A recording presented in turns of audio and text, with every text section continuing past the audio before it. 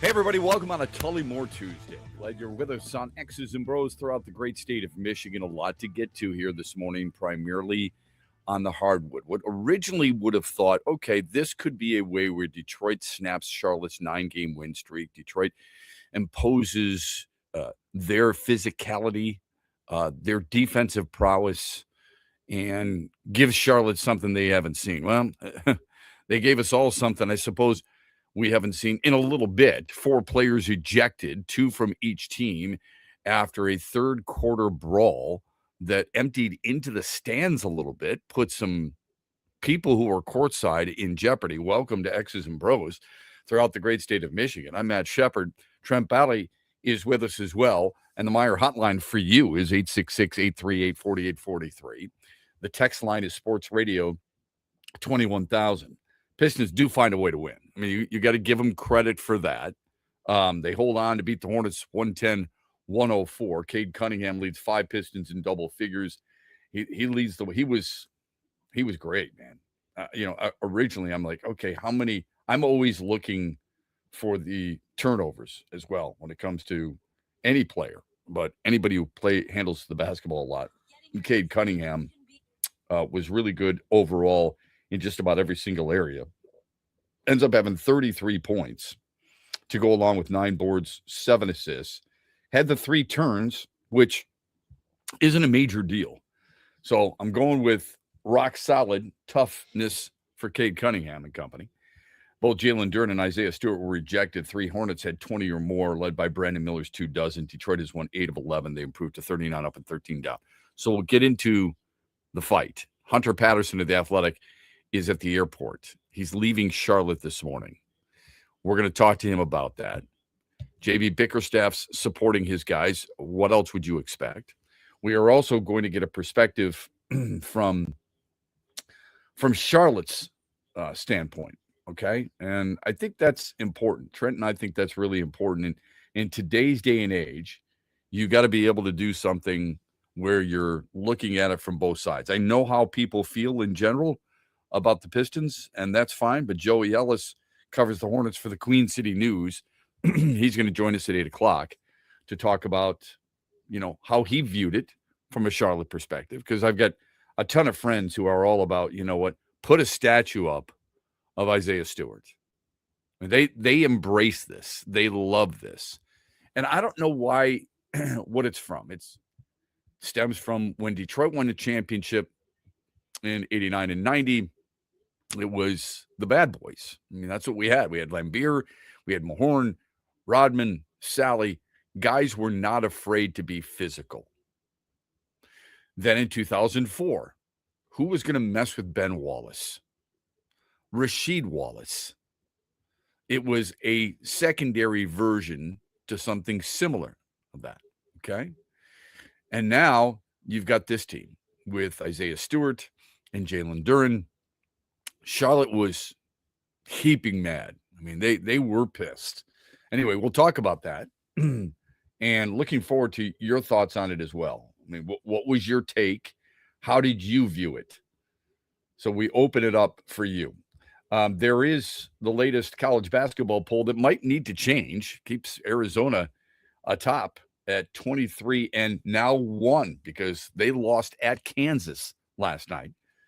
Arizona has scored 50 or more points in the paint 10 times this year. Michigan stays right behind them, but if Michigan stays the course, they will leapfrog into number 1 because they're 22 and 1. They've won 12 games by 20 points or more. That's the most since 1989. And yes, that is the first and only national championship for the Michigan Wolverines. Houston, Duke, and Iowa State round up the top 5. Nebraska comes in at number 7, followed by Illinois at 8. MSU ranks 10th, which makes me think immediately, didn't MSU just beat Illinois? This is why it's odd when you see some of these rankings. They will only drop certain teams a certain number of spots. Anyway, so MSU ranks 10th. I suppose it doesn't matter right now. The Spartans did beat the Illini, as I mentioned, at Breslin. First win over a top 5 team, because Illinois was ranked 5th in the country, since November of 2022. They had lost 11 in a row against top 5 teams. So They got it done. Here's the Mitch Lyons Wealth poll question of the night. And this is never an easy one when it comes to fighting, okay? I think I know where we're going with this. You know, when you sit there and I was thinking, who's in the wrong? Isaiah Stewart, Jalen Duren, Miles Bridges. Oh, you could go on and on. You don't need to go there because I know where people, would go. You're going to defend the Pistons. It takes a very strong-minded person to say, you know what? That's not on them. It's on us. So Moussa Diabate, who, ironically enough, played at the University of Michigan, a second-round pick, decent-sized guy at 6'10", but he's about 215 pounds. Not a really big guy. He's not the broad-shouldered Isaiah Stewart. He's not the sculpted Jalen Duren. That's me. So I suppose the best way to go about this is, do you like Detroit's physicality? Does it? Yes, it reminds me of the bad boys in the 04 Pistons. No, I'm concerned that I'm going to lose some key players for an extended period of time. I think I know where you're going with it, right? I think you're all going to say, yes, I love this. But it's worth asking you, do you appreciate Detroit's physicality, the Pistons' physicality? Yes, it reminds me of the bad boys in 04. No, I'm getting concerned that they're getting targeted. That is a possibility, It is possible that referees go into a game and say, you know what? These guys have a reputation. And we're going to be on the lookout for them a little bit more. When that happens, it happens in every sport, by the way. You don't think that happened with Bob Probert and the Red Wings, and Joey Kocur and the Red Wings, and Darren McCarty and the Red Wings? Absolutely it did. It happened to the 89 and 90 Pistons. And it's probably going to happen, and rightfully so, with this team as well. Everybody has reputations. Pitchers get certain pitches because of their reputation. I know you don't believe that should happen, but the people who are umping games are humans too. Tony Gwynn had such a great eye, he got the benefit of the doubt. Ricky Henderson had a small strike zone. He oftentimes got the benefit of the doubt. No doubt Nolan Ryan received the benefit of the doubt in certain sports. And there are certain players, whether at the collegiate or the professional level, where referees are looking out for them. There are scouting reports, not just by coaches and players, but by referees too. So shouldn't you be slightly concerned about that? With Isaiah Stewart coming off the bench in order to try and fight Miles Bridges, who's a tough hombre. He went to MSU, right? He's a tough kid. You go out there, you're ready to fight them. I know Pistons fans are all excited about it, but how long are you going to lose him for? So we'll get Hunter Patterson's perspective on that very thing, on that Mitch Lyons Wealth poll question. All right. We'll do that when we come back here on X's and Bros. Excited to talk with Hunter Patterson at The Athletic. He joins us when we return on a Tullymore Tuesday, brought to you by Mitch Lyons Wealth right after this. You've worked hard for decades saving in pre-tax retirement plans like 401ks and IRAs, saving on taxes now. But as your retirement now approaches, you're going to get taxed at rates you have no control over. Hi, I'm Mitch Lyons, founder of Mitch Lyons Wealth. Your 401k balance isn't worth what your statement says. You could lose thousands of dollars to taxes, and those distributions can impact other areas of your retirement like Social Security and Medicare. Could a Roth IRA conversion be of help to you? You've probably heard of Roth conversions, but it can be confusing. Should you convert all at once or over time? Where should you pay the taxes from? How do you know for sure? Get our free personalized Roth Blueprint analysis today to find out exactly what makes sense for you. Your Roth Blueprint could potentially increase your lifetime wealth by thousands of dollars. So get your free Roth Blueprint today. Text Blueprint to 844-867-8335. That's Blueprint to 844-867-8335. Or go to MitchLyonsWealth.com, your best game plan to protect, grow, and win retirement. Make sure you listen weekly to our Moving Ferris Forward interviews with Ferris President Bill Pink and other leaders who are moving Ferris forward. Find out more about Big Rapids and Ferris and what they have to offer at ferris.edu. Shop Meijer and bring more good to game day with buy 5, save 5 deals on watch party fan favorites. Mix and match and save $5 when you buy 5 or more go-to party items, like select varieties of DiGiorno frozen pizzas and late July tortilla chips. 24 packs of select Pepsi products, plus deposit where applicable, and Brawny paper towels. The buy 5, save 5 deals at Meijer. Now that's the good life, a good deal better. Exclusions apply. See all deals in the Meijer app.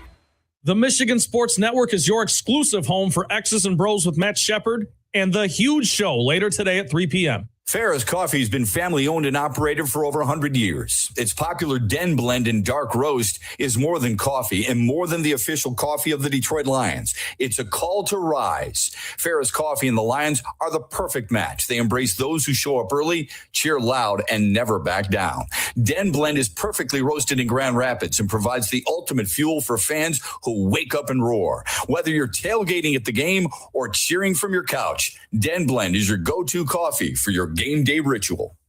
The Freddie the Pizza Man Foundation is dedicated to providing support to families and Michigan schools touched by autism. We invite you to join us in supporting these families and schools by making a donation at freddythepizzaman.com. With your donation, you can help provide essential resources that can make a real impact. Visit freddythepizzaman.com to make a donation and to learn more about the foundation's mission. That's FREDI thepizzaman.com. Together, we can make a difference.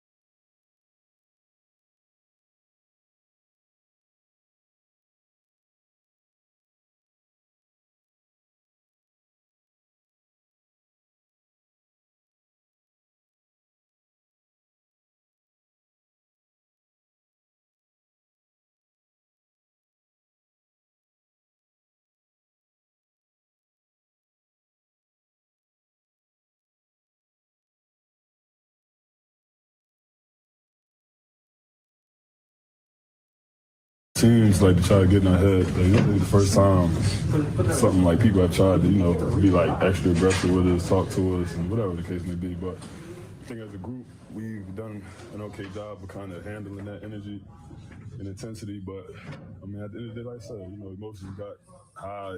Everybody being competitive. We're all men, so things happen. 18 after the hour. Welcome back. That sound is courtesy of The Athletic. Hunter Patterson writes for The Athletic. He was in Charlotte last night. He saw the melee. He wrote about the melee. We'll get to that here coming up as he joins us from the Charlotte airport after what was a really strong win for Detroit, a gutsy win. Paul Reed came in. He was fantastic. But Detroit needed Paul Reed because Jalen Duren and Isaiah Stewart were ejected, and Hunter Patterson joins us from the airport. Hunter, always appreciated and hell of an effort because I know it was a late night for you and a great article recapping it all. Appreciate that. Who's most at fault? Let's start there.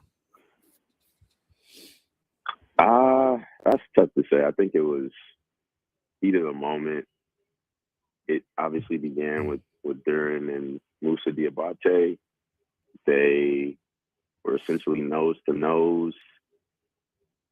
Tensions continued to flare, and Duren pushed Diabate away, caught him in the face, and then I think from there, Moussa snapped, and things got even more heated.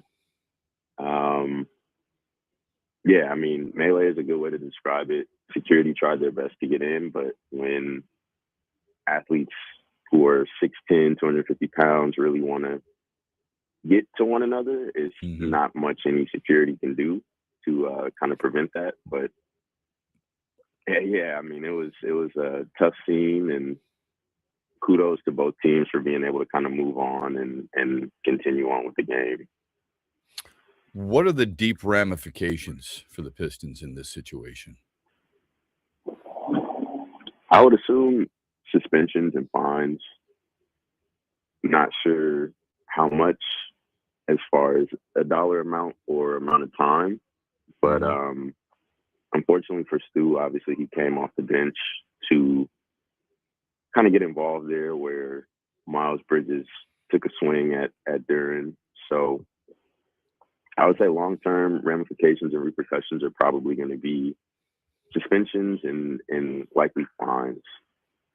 How much of a sense do you get that the Pistons have gained a reputation, specifically Isaiah Stewart, maybe Jalen Duren, but I think it's Isaiah Stewart, going into games and coaches, players are trying to get under their skin a little bit, and referees are just waiting for something to happen? I think there's definitely a bit of that. More attention is on the Pistons now than there has been in years. And sometimes the melees and the physicality can kind of overshadow just how well Stu in particular has been playing. And just a few games ago when they were playing the Nuggets, Stu got into it, and he kind of just walked away from the fracas a little bit. And last night was one of those nights where I think it was less about him and more about him kind of wanting to be there to step in and protect the bond that he and Duren have built over the last few years. So sure. To get to your point, I think officials are well aware of it. I think opposing teams do probably try to get under Stu's skin in particular to get him riled up. And I thought prior to last night, he was obviously doing a really good job of trying to avoid those situations, particularly in the Nuggets game. Yeah, Hunter Patterson, The Athletic, joining us. You can follow him on Twitter. I'm sure you do. If you follow basketball, follow the Pistons at Hunter Patterson. So Isaiah Stewart is a passionate player. He's a very physical player. He's endeared himself to Detroit sports fans everywhere, and rightfully so. But it's a fine line, right, Hunter? It's a fine line between doing something that he did last night to protect a teammate and doing what's best for the team in general. It'd be different if he were on the floor. He came off the bench. How concerned do you think Pistons fans should be about that volatility that he has and really makes him tick. It's hard. You don't necessarily want to take that away, but it is something that could create an issue for Detroit moving forward. I personally wouldn't be too concerned. I think Stu is someone who understands himself. I think he understands his value to the team. That's something that JB all throughout this season and last year was vocal about in terms of embracing Stu for who he is and the passion that he plays with, but constantly reminding him of his value to the team. And Cade has spoken on that as well in terms of appreciating the physicality and passion that Stu brings, but knowing when to harness it and not let it overflow. So I think last night was a situation that has escalated past most of the situations Stu's been in, but I personally wouldn't be too concerned about it. I think he's aware of his value. The team is aware of his value, and they constantly remind him how much they need him moving forward, especially with him missing essentially all of their postseason run last year against the Knicks. Well, agreed, 100%. But that's why coming off the bench last night is, for me, a little concerning, knowing that how important he is to this team and what's the suspension he may face. It's going to be multiple games. Yeah, I'd assume multiple games. I'm not sure exactly how many. I think I'm sure they'll factor in, as we both mentioned, the fact that he wasn't in the game, came off the bench. There were obviously punches thrown and exchanged between he and Bridges, and Stu is someone who I think the league is usually has a spotlight on in these situations. So sure, can't say how long he'll be suspended. Not sure on that one, but I would imagine likely multiple games. I think, unfortunately, this kind of overshadows Detroit's toughness last night on display. As you wrote in The Athletic, 5 for 25 from deep, but 60 points in the paint. What did they show you again last night against a Charlotte team that's beaming with confidence and playing solid ball? I thought it was a great win, and kudos to Spectrum Center. It was an amazing atmosphere. The Hornets ended up getting rolling between Kahn, Knipple, Brandon Miller, and LaMelo. Those three combined for 64 points. I really like that young core that they have there. But, yeah, I mean, the Pistons forced them into 18 turnovers, only 22 assists. They converted those 18 turnovers into 23 points, the Pistons did. Yep. 60 points in the paint, as you mentioned, 14 offensive boards. I thought that this was a game where it is unfortunate that the focus of the game will be the altercation, but I thought we mentioned Paul Reed earlier on. He was someone who stepped in. Cade spoke about that post game where he didn't play all of the first half. His number was called when Stu and Duren were ejected. He came in, had 12 points off the bench in 18 minutes. All of his 3 rebounds were on the offensive glass, had a couple steals. So I thought he played great minutes and kind of just highlighted the depth that has carried the Pistons to this point. Yeah, he's been a really good player. Hey, real quick, before you jump on a plane here, we got about 30 seconds. I said yesterday, how come we don't talk more about the Pistons being the best team in basketball instead of the best team in the East? When do we begin that conversation, do you think? I think shortly. I would say post All-Star break. I know they have a game coming up against the Thunder. I think that will be a huge game, and they're only a game behind the Thunder at this point, same amount of losses. Yep. So I think that conversation is probably on the way sooner than later. I believe it has to be had. We're already having it, and we've had it with you a number of times. It's because you educate us through your articles on The Athletic. Hunter Patterson, safe travels, my friend. Thanks for the time. Great work as always. Most definitely. All right. Hunter Patterson from The Athletic joining us here on X's and Bros. We will get the Charlotte point of view, and we will do that with Joey Ellis at 8 o'clock. That's coming up here on X's and Bros. Glad you're along for a Tullymore Tuesday ride, brought to you by Mitch Lyons Wealth.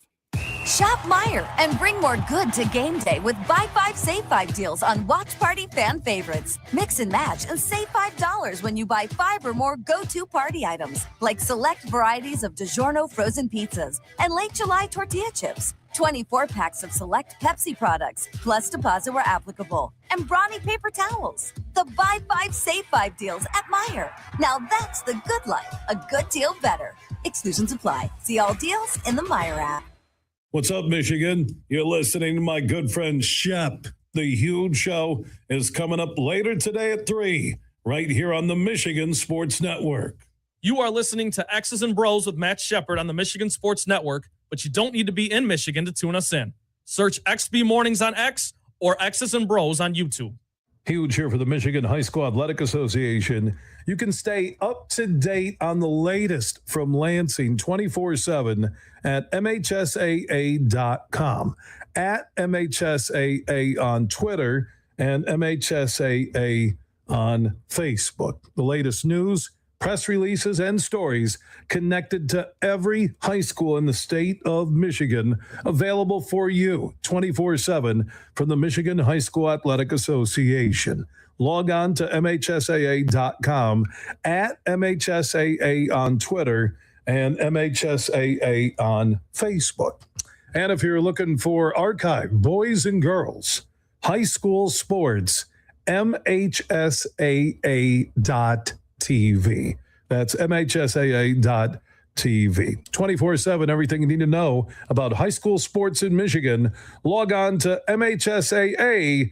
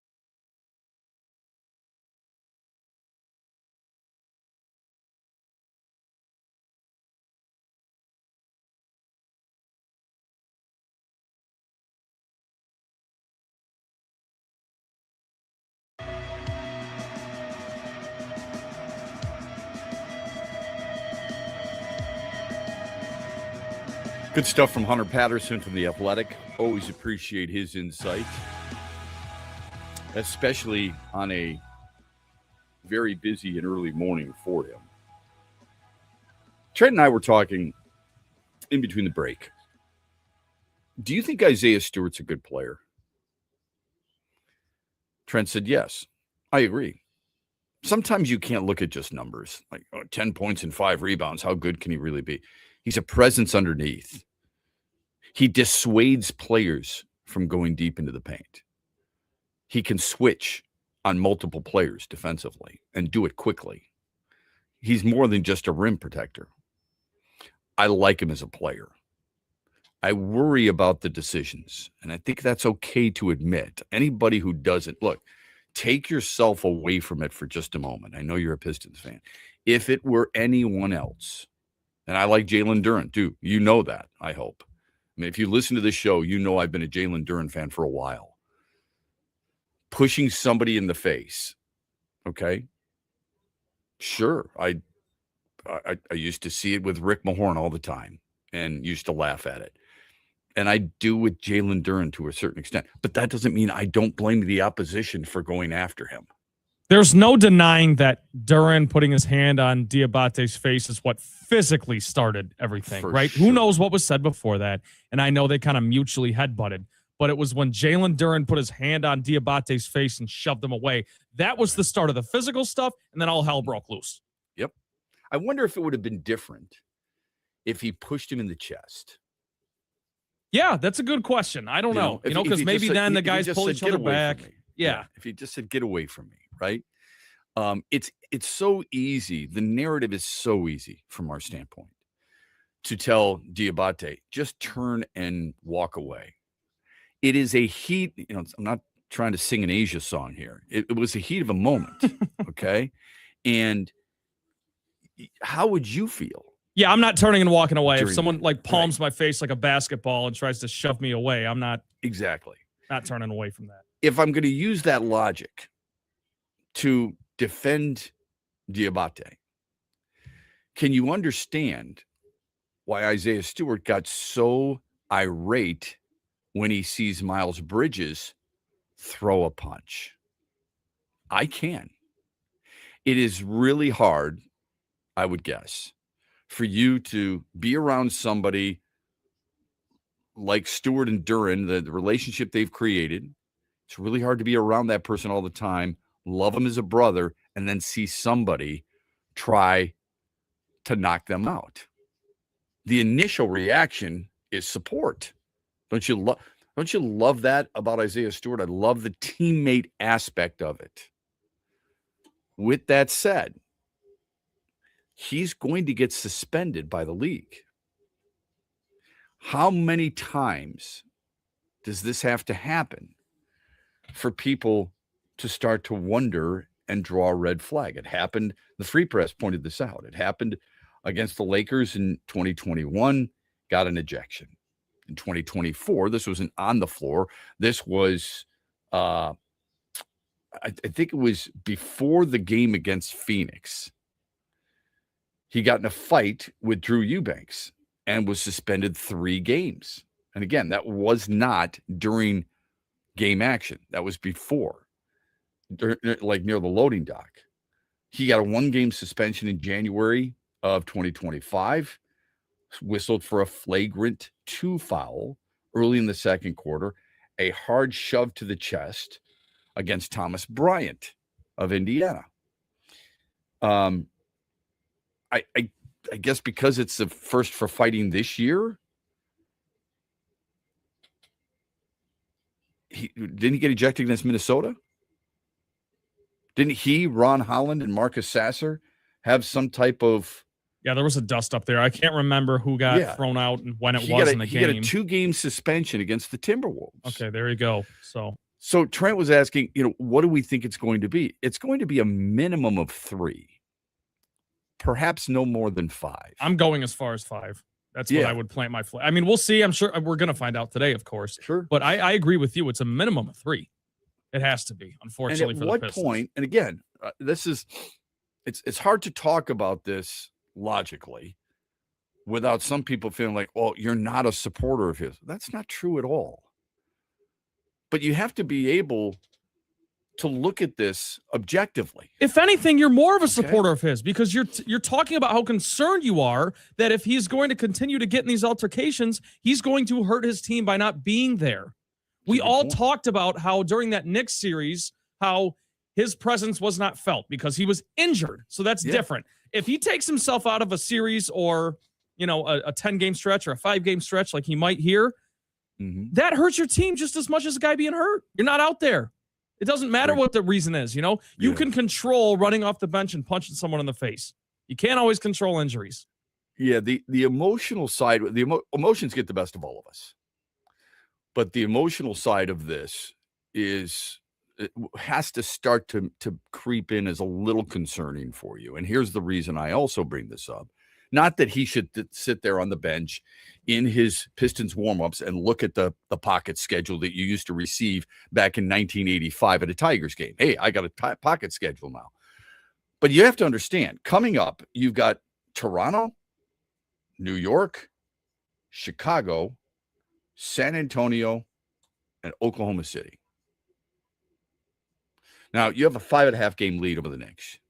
You've already beaten the living daylights out of them twice, like 30 points or more. Friday, it wasn't even a competition, okay? We went over this yesterday, all the plus, the plus 25, the plus 32, the plus 28 off the bench.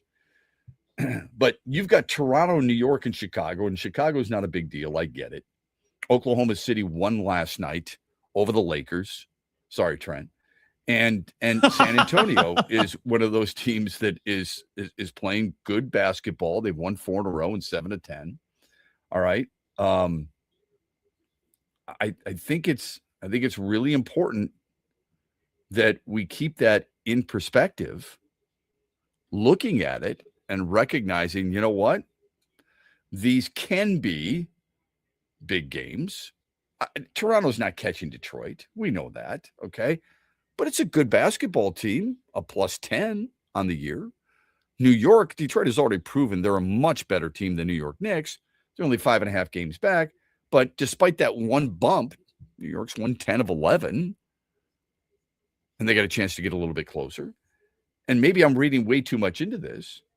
But if we're going to look at, home court advantage throughout, and if I'm going to sit there and tell you Detroit's the best team in the NBA, not just the best team in the Eastern Conference, you got to show that you can separate yourselves from Oklahoma City and a team like San Antonio, who's had a really good year, kind of an under the radar type of season at 36-16. It's a team that's 20 games over 500. These are no slouches coming up here. And Detroit has already proven they can win. They've proven they can win without Duren. They've proven they can win without Stewart. They've proven they can win without Cade Cunningham. Just because they've proven that doesn't mean I want to continue that. Yeah, you'd rather have them on the floor for crying out loud. I mean, it's nice to win without people, but come on. And I would say this. I had this debate with somebody last night while we were watching the game. Paul Reed offensively might be as gifted as Isaiah Stewart. He was an important piece to their success last night. Yeah, his confidence on offense as well as I'm not saying Isaiah Stewart's not a confident offensive player, but Paul Reed loves to face it up. He's been good. Yeah, he has. He's been really, really good. So credit where credit is due. But I'm glad Hunter Patterson brought up the Thunder conversation, right at the end of that interview when you asked him about when do we start talking about the Pistons as the best team. Mm-hmm. You would like to think that if that's in the back of the NBA's mind whatsoever, then they'll just suspend Isaiah Stewart for 4 games and fine him because, that 5th game would be OKC. I want to see both teams at full strength. I really do. I don't blame you there. On the other hand, Trent, you and I have talked about this, and I think people have written about it an awful lot. This team's depth isn't one of the reasons you feel this team is really good and dangerous to anyone they play is because of their depth. Yes, and a big reason for that, at least last night, was Paul Reed, like you just mentioned. So if that's the case, if that's their strength, why should it worry us? It doesn't worry me. It's more just I just want to get a gauge on it because you don't get to play those Western Conference teams more than twice, right, in a season. That's right. Usually. That's right. And then and look, and it's not that it's super important, but it is a measuring stick. I'm sure they're doing the same thing against Detroit. It is a bit of a measuring stick. It does we all want, I say this all the time, we all want validation. We all want someone to say, you know what, Trent, you were right. Someone from the Shep, outside. you were absolutely right. That's the only reason we pay much attention to national people. Otherwise, we would just be talking to Hunter Patterson all the time. But when we see national people come out and say, whether it be a Brian Windhorst or whomever, say, you know what, that Pistons team might be the best team in the NBA. Yes. See, I've been saying, hey, around for everybody here. I was right, right? I mean, that's what it is. Exactly. That's how people feel about it. So I get that Detroit's depth is really important. I want their high-end players, their high-minutes players to be available. And Isaiah Stewart fits that description. Here's a text from Freddie. What fight? Duren got sucker punched, I believe, twice, and still allowed his coach to hold him back and continue to keep walking backwards. I don't think that was the case for Stewart. Well, hold on a second. Sucker punch to me is you're standing there and someone comes up behind you off to the side without you even looking. Yeah, you're not looking. You can't see him. That's what I've always thought too. Yeah. So I wouldn't say that. He was face to face with Bridges.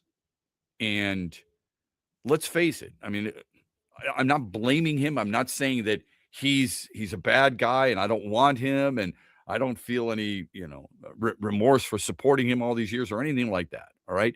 But he started it. I don't like the headbutting and all that other stuff. It was a hard foul. The Pistons hard foul all the time. And that's okay. That's who they are. The shove to the face started the whole thing. Now, Diabate with a overreaction, I suppose. Who am I to say? Who am I to say? If I got in an argument with somebody and they shoved me in the face, that means game on. So I don't want to hear how, you know what? They're targeting the Pistons and he got sucker punched. Bull crap. Come on. What are you talking about? Well, unfortunately, I don't think fans have, and I'm including myself in this, I don't think fans have any leg to stand on when it comes to physical altercations during the basketball game. No. Period. And you know what? And I would have done this. No, you wouldn't. And he says, have. I wish the Lions players had Isaiah's fight on Christmas Day instead of crying they had to play that game in the first place. When Brian Branch shows that type of physicality to Green Bay, you're the first one to tell me what an idiot. Control yourself.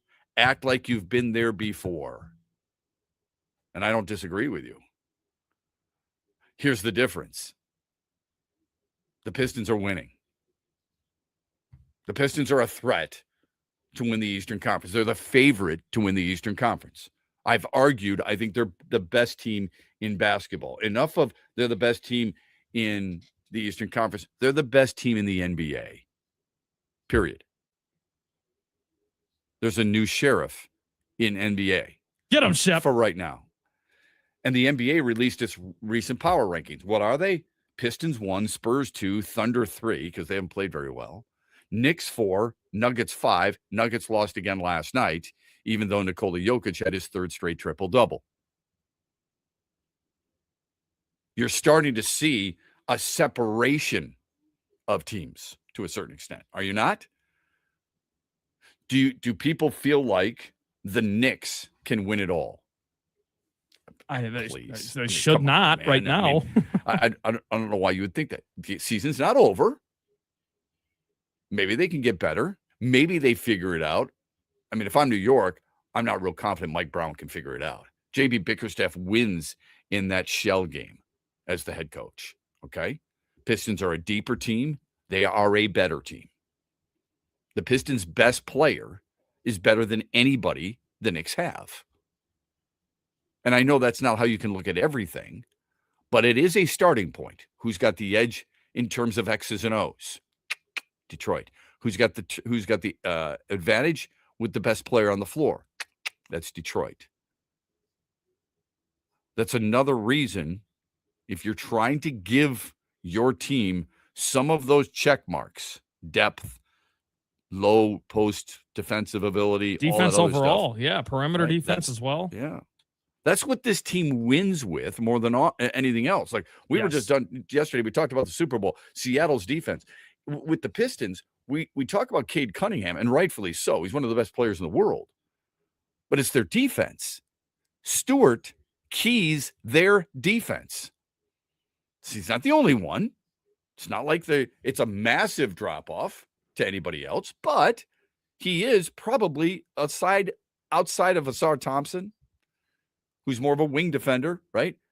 Wouldn't you say Isaiah Stewart's their best defensive player? Absolutely. Yep, okay. Especially rim protecting, So if that's their if that's their identity as a team, and you lose him, it perhaps might be a bigger blow than losing a Tobias Harris offensively. Oh, I totally think so. Okay. Yes. Then you can understand why there's a little bit of nervousness by some Pistons fans. After you peel back the layers of the emotional pride, I've got my jersey. Look, that a boy, way to get him. That's Detroit grit. That's Detroit toughness. There is going to come a point in time, if it continues, and he starts to be sitting out on a team that's identity is closely associated with him. There's going to come a point in time where you and I look at each other and go, okay, I think I get the point. I think I've had enough. Yeah, control yourself. Let's not get thrown out of games anymore. Let's not get suspended. Let's not get fined. We need you out here. The fine, I don't give a crap about. It's not my money, right? Yeah. At some point, he may have a problem with it.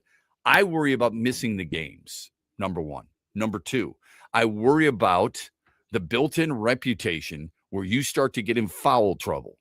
The good news is that you have a guy like Paul Reed who can come in and take over without missing a step.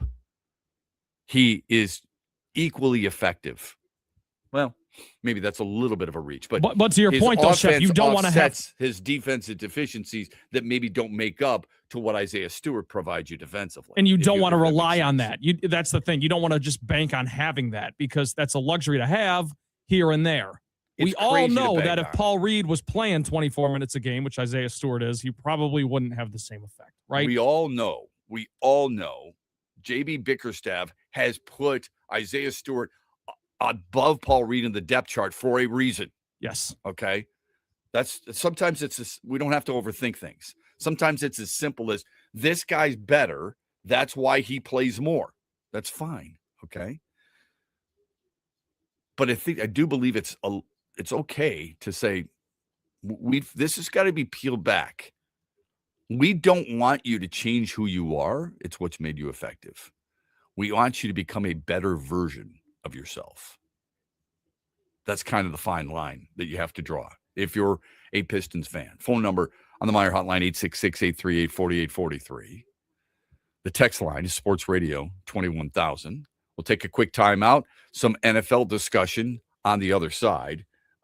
Early odds for next year and some rankings. We'll have it for you when we return. Brought to you by Mitch Lyons Wealth. You've worked hard for decades saving in pre-tax retirement plans like 401ks and IRAs, saving on taxes now. But as your retirement now approaches, you're going to get taxed at rates you have no control over. Hi, I'm Mitch Lyons, founder of Mitch Lyons Wealth. Your 401k balance isn't worth what your statement says. You could lose thousands of dollars to taxes, and those distributions can impact other areas of your retirement like Social Security and Medicare. Could a Roth IRA conversion be of help to you? You've probably heard of Roth conversions, but it can be confusing. Should you convert all at once or over time? Where should you pay the taxes from?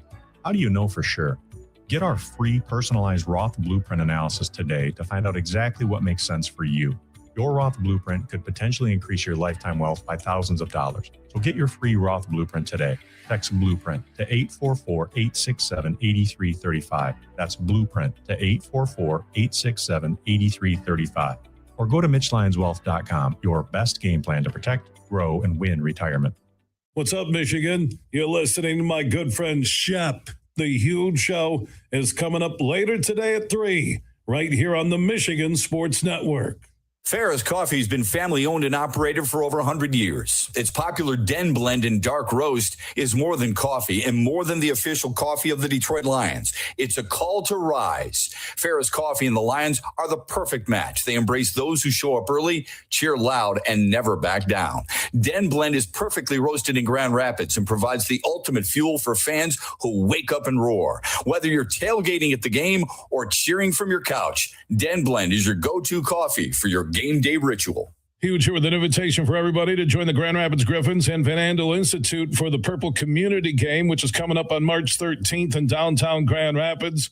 It's a night dedicated to supporting research into diseases like cancer and Parkinson's at Van Andel Institute. And you'll have a chance to bid on limited edition Purple Griffins jerseys. You can learn more at vai.org/events.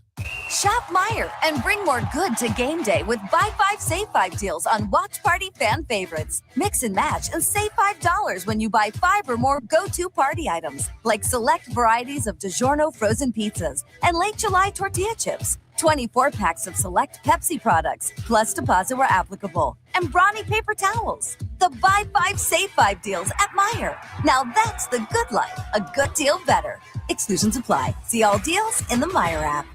You're listening to X's and Bros with Matt Shepard on the Michigan Sports Network. We'll be right back after this break, but while you're waiting, be sure to vote on our daily poll question presented by MitchLyonsWealth.com at XB Mornings on X.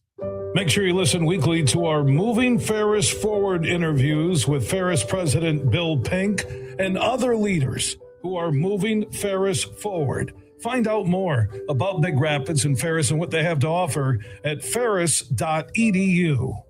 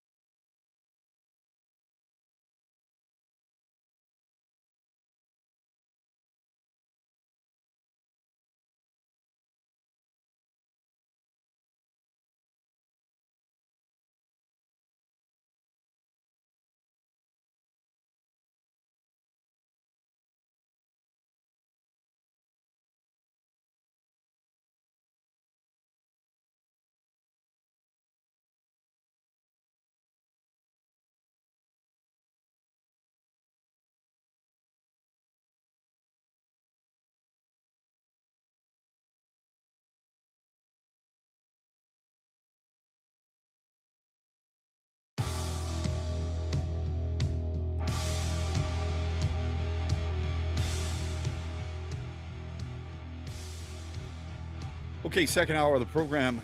Thanks for staying with us here on X's and Bros throughout the state of Michigan. In case you missed it last night, Pistons with a nice win.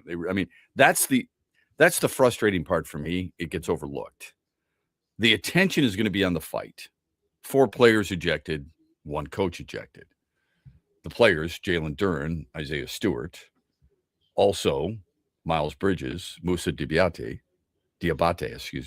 and Hornets head coach Charles Lee.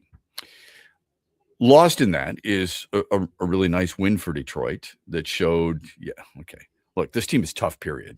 We just, obviously, right? But I'm talking about some of the other things that they did. You've got to be able to find a way to win if you don't have your best stuff. That's the hard part in sports. You know why? Because in a team sport, it'd be different if it were tennis. If Carlos Alcaraz doesn't have his own stuff, he can only rely on himself. You look at his coach every once in a while. He's the one lobbing it. He's the one volleying. He's the one charging the net. He's the one serving, all that other stuff. Ground strokes, name it for tennis, right? Not that I'm a tennis guy. But he can only rely on himself.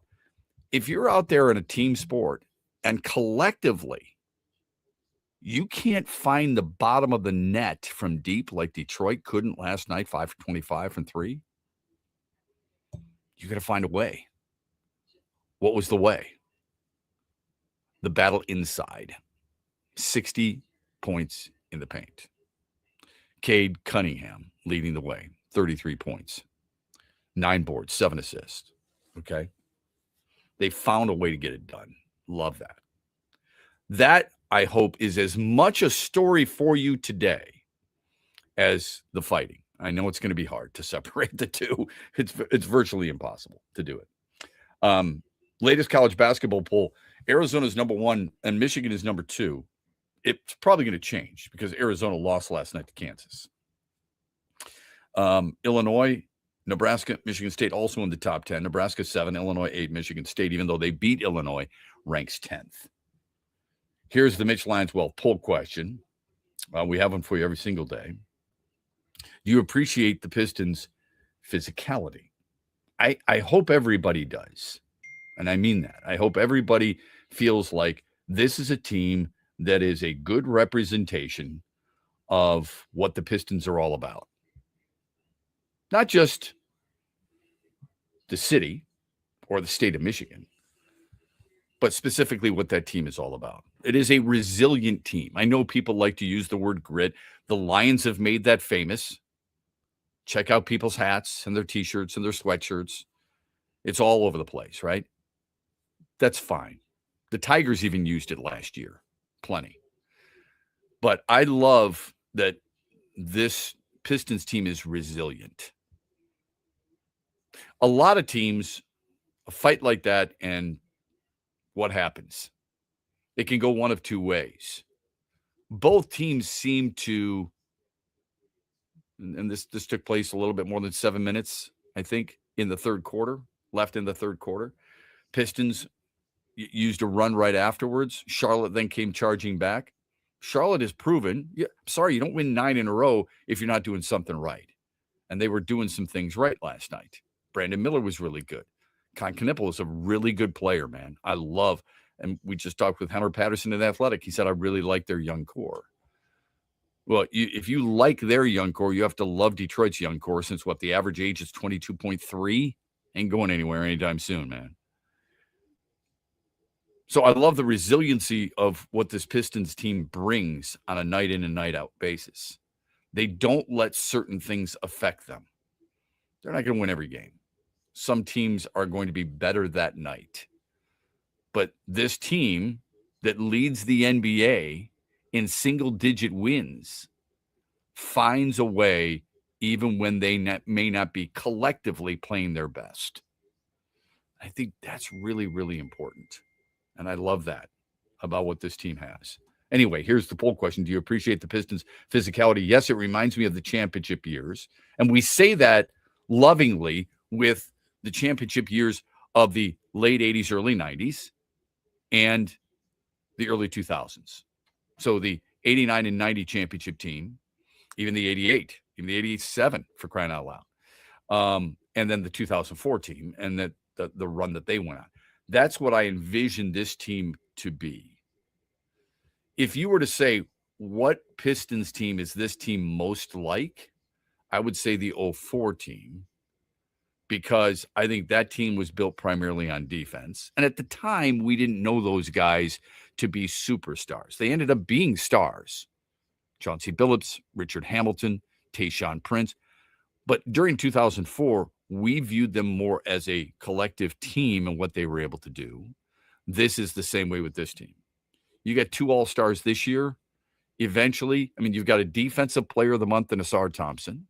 You've got what many people consider the best rim protector or low post defender in Isaiah Stewart. All right.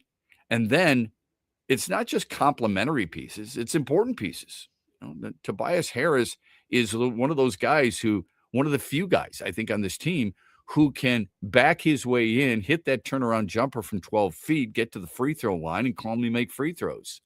I remember when Detroit reacquired him, so many people were like, oh, my God, he's terrible in the playoffs. He was pretty good for Detroit in the playoffs last year. And I think it speaks volumes about what he means to this team when Trajan Langdon keeps him. On an expiring contract, he keeps him. Really important piece. Anyway, yes, reminds me of the championship years, or worried they lose players to suspension.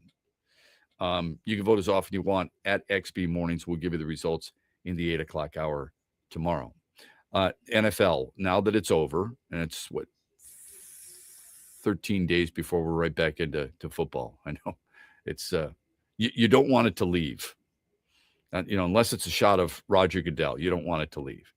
Here's the power rankings, according to Fox, the way too early power rankings for next year. Sometimes this gives you don't know what the teams look like.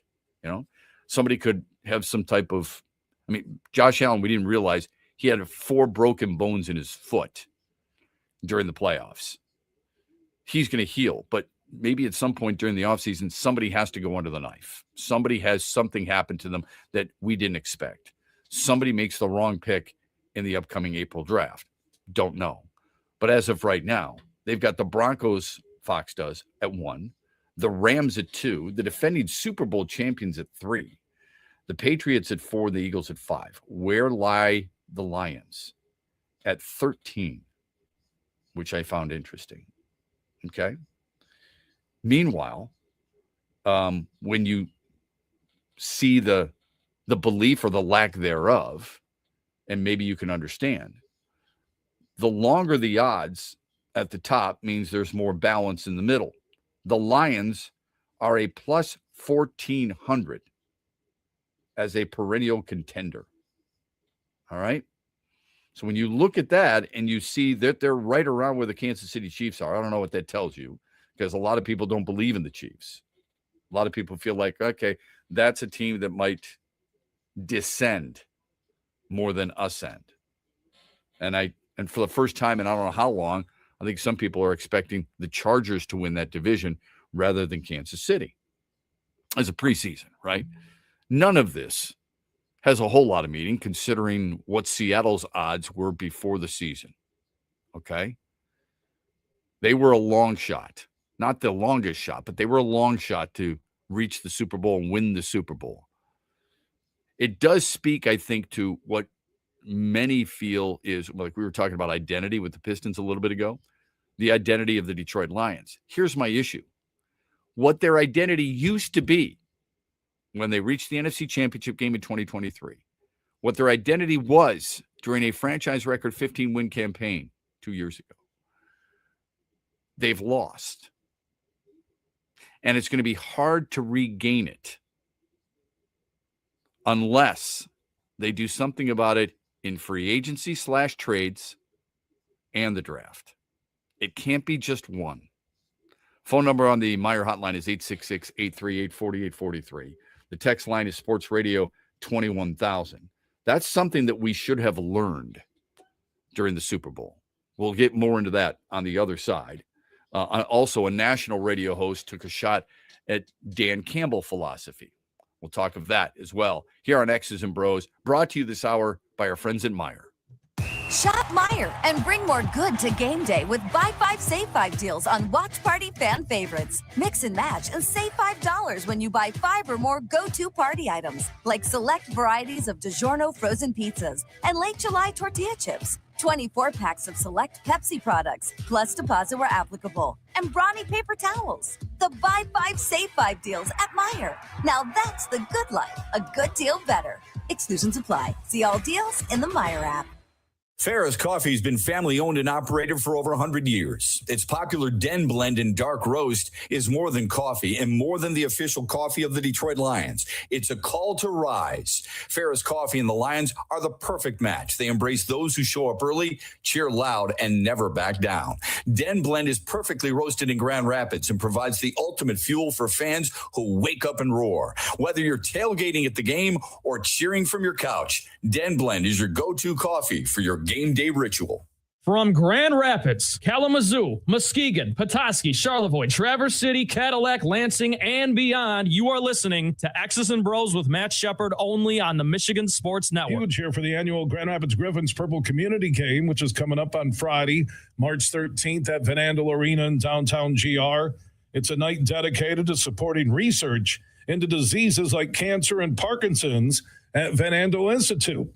The Griffins will be taking on the Milwaukee Admirals in special purple jerseys, and you'll have a chance to bid on a limited edition purple jersey of your own after the game.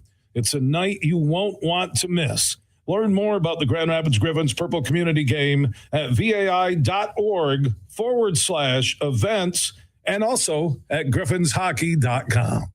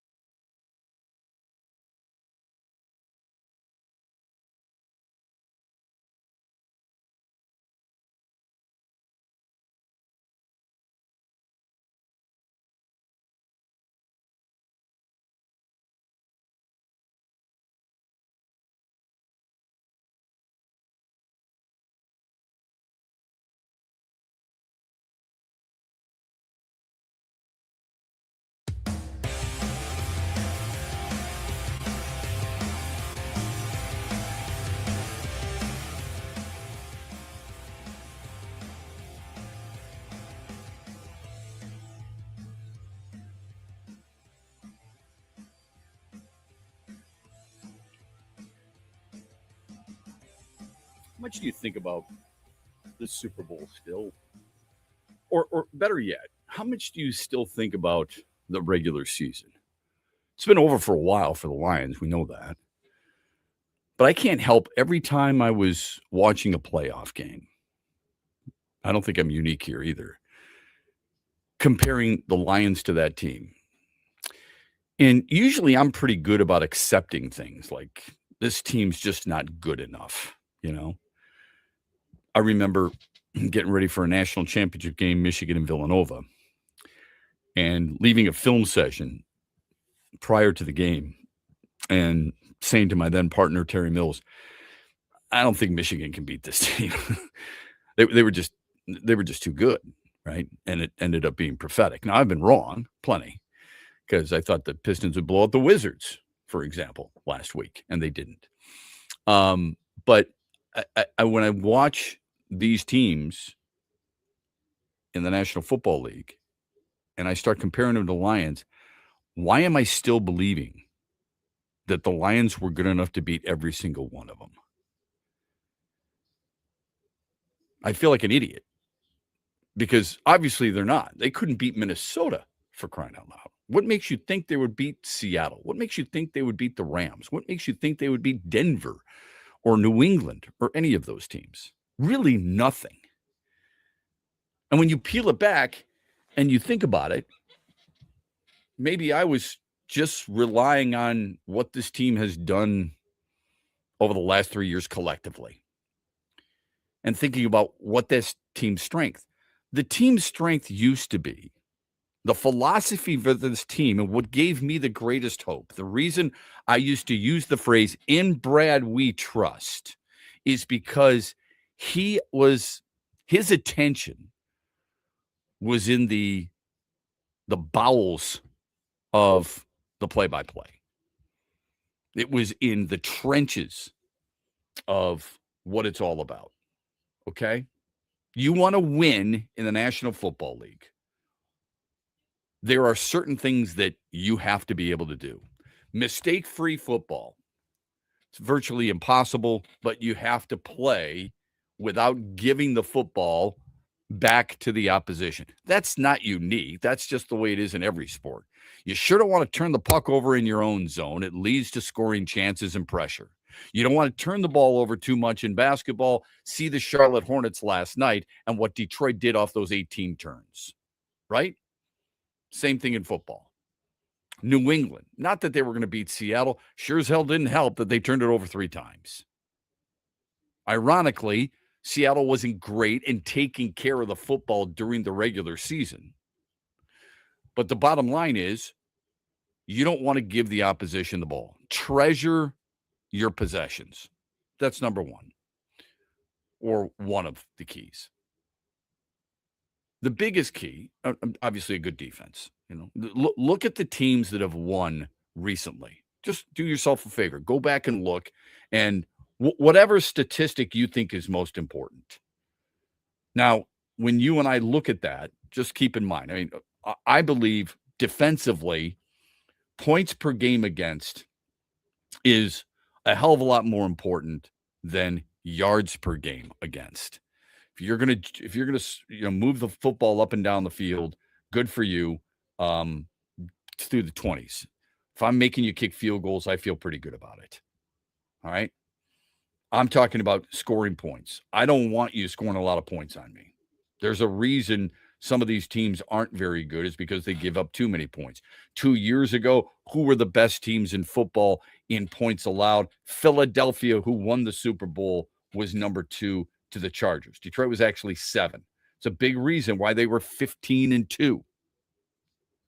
This past year, who was number 1? Seattle. Who was number 2? Houston. Who was number 3? Denver, then New England, then Philadelphia. What do those teams all have in common? They all went to the playoffs. They also, of those teams, 3 of the 4 won their divisions. Actually, 4 of the 5 won their divisions. So I think points per game against is important. Obviously, building a strong defense. That's key. Sacks / pressures, that's all goes hand in hand. my biggest takeaway from what I witnessed with this Seattle team, the success, and really anybody else, Denver did it quite a bit. I thought the Rams were able to do it at times. Getting pressure with 4 is vital moving forward for this Lions team. I mean, you got a guy like Aiden Hutchinson who plays over 90% of the snaps. When you have a player like Max Crosby, who's out there and every Lions fan wants, I'm not saying I don't. I don't know what it would take. I don't know what that would do to your cap hit, but it shows you that when you invest so much money in one position like quarterback, how difficult it is to build a team around that player when that player is charging so much money. He plays over 90% of the snaps. Max Crosby does. That's one of the things that appeals to me, not just his talent. His talent is big, but I love the fact that he doesn't come off the field. You would have 2 defensive ends that never come off the field, that are good against the run and can get upfield quickly.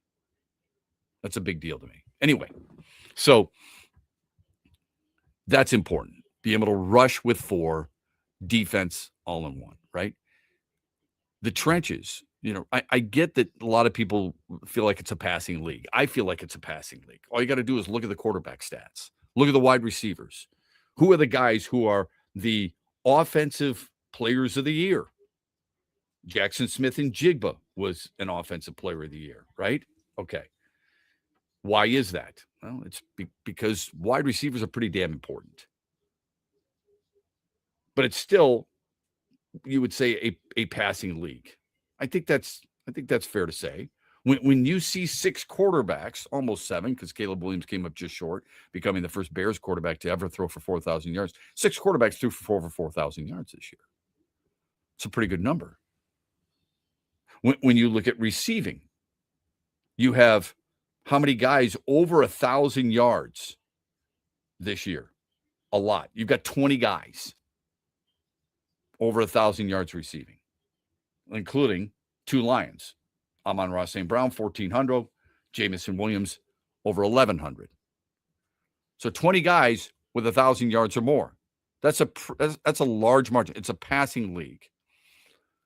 But when you say you have to be able to run the football, it's not about we're going to run for 200 yards today. It's about running the football when you have to. 3rd down and 2. Late in the game. They know you're going to run. You're going to do it anyway. That doesn't require necessarily a great running back, even though Kenneth Walker won the MVP. I think it requires greatness up front. I think the Lions lost sight of that last year. Perhaps the biggest surprise for me from the Lions this past season was the fact that it's probably unfair to say they got away from who they are, but they didn't feel like the onus was on their front office to repair the damage done left by 2 key members of their offensive line. Not signing Kevin Zeitler, I thought was a mistake. I thought Tate Ratledge was okay. He's got to be better next year, without a doubt. Otherwise, it's a real problem. But to try and plug the gap with a guy who isn't – Graham Glasgow's best position is not center. And yet you felt like you were going to get through a 17-game season and then some with a guy like that at that position. To me, it made no sense whatsoever. And on top of that, you didn't do anything to address it. How much better would that team have been if you had an established center and Glasgow was at left guard rather than a rookie left guard, in all intents and purposes? Those are the things that were going through my mind through the entire playoffs. Why? Those were the conclusions. Meyer hotline is 866-838-4843. Our text line, Sports Radio 21,000. This is X's and Bros on the Michigan Sports Network and streaming live on Twitter, Facebook, and YouTube. You've worked hard for decades saving in pre-tax retirement plans like 401ks and IRAs, saving on taxes now. But as your retirement now approaches, you're going to get taxed at rates you have no control over. Hi, I'm Mitch Lyons, founder of Mitch Lyons Wealth. Your 401k balance isn't worth what your statement says. You could lose thousands of dollars to taxes, and those distributions can impact other areas of your retirement like Social Security and Medicare. Could a Roth IRA conversion be of help to you? You've probably heard of Roth conversions, but it can be confusing. Should you convert all at once or over time? Where should you pay the taxes from? How do you know for sure? Get our free personalized Roth Blueprint analysis today to find out exactly what makes sense for you. Your Roth Blueprint could potentially increase your lifetime wealth by thousands of dollars. So get your free Roth Blueprint today. Text Blueprint to 844-867-8335. That's Blueprint to 844-867-8335. Or go to MitchLyonsWealth.com, your best game plan to protect, grow, and win retirement. Shop Meijer and bring more good to game day with buy 5, save 5 deals on watch party fan favorites. Mix and match and save $5 when you buy 5 or more go-to party items, like select varieties of DiGiorno frozen pizzas and Late July tortilla chips. 24 packs of select Pepsi products, plus deposit where applicable, and Brawny paper towels. The buy 5, save 5 deals at Meijer. Now that's the good life, a good deal better. Exclusions apply. See all deals in the Meijer app. Thanks for tuning in to X's and Bros with Matt Shepard, only on the Michigan Sports Network.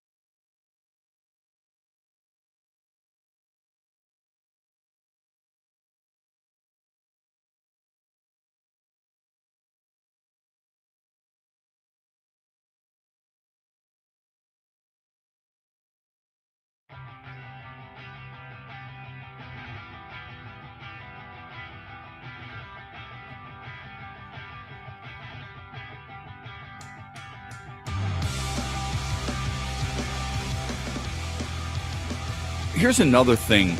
Welcome back. Here's another thing I think the Super Bowl perhaps showed us. Now, maybe this is way too hyperbolic. It's totally possible. Should we be paying, in terms of NFL fans, NFL franchises, fans wanting that guy under center? You never know how much is enough. So here's my thought. Bear with me here. Dak Prescott, $60 million. Josh Allen, $55 million.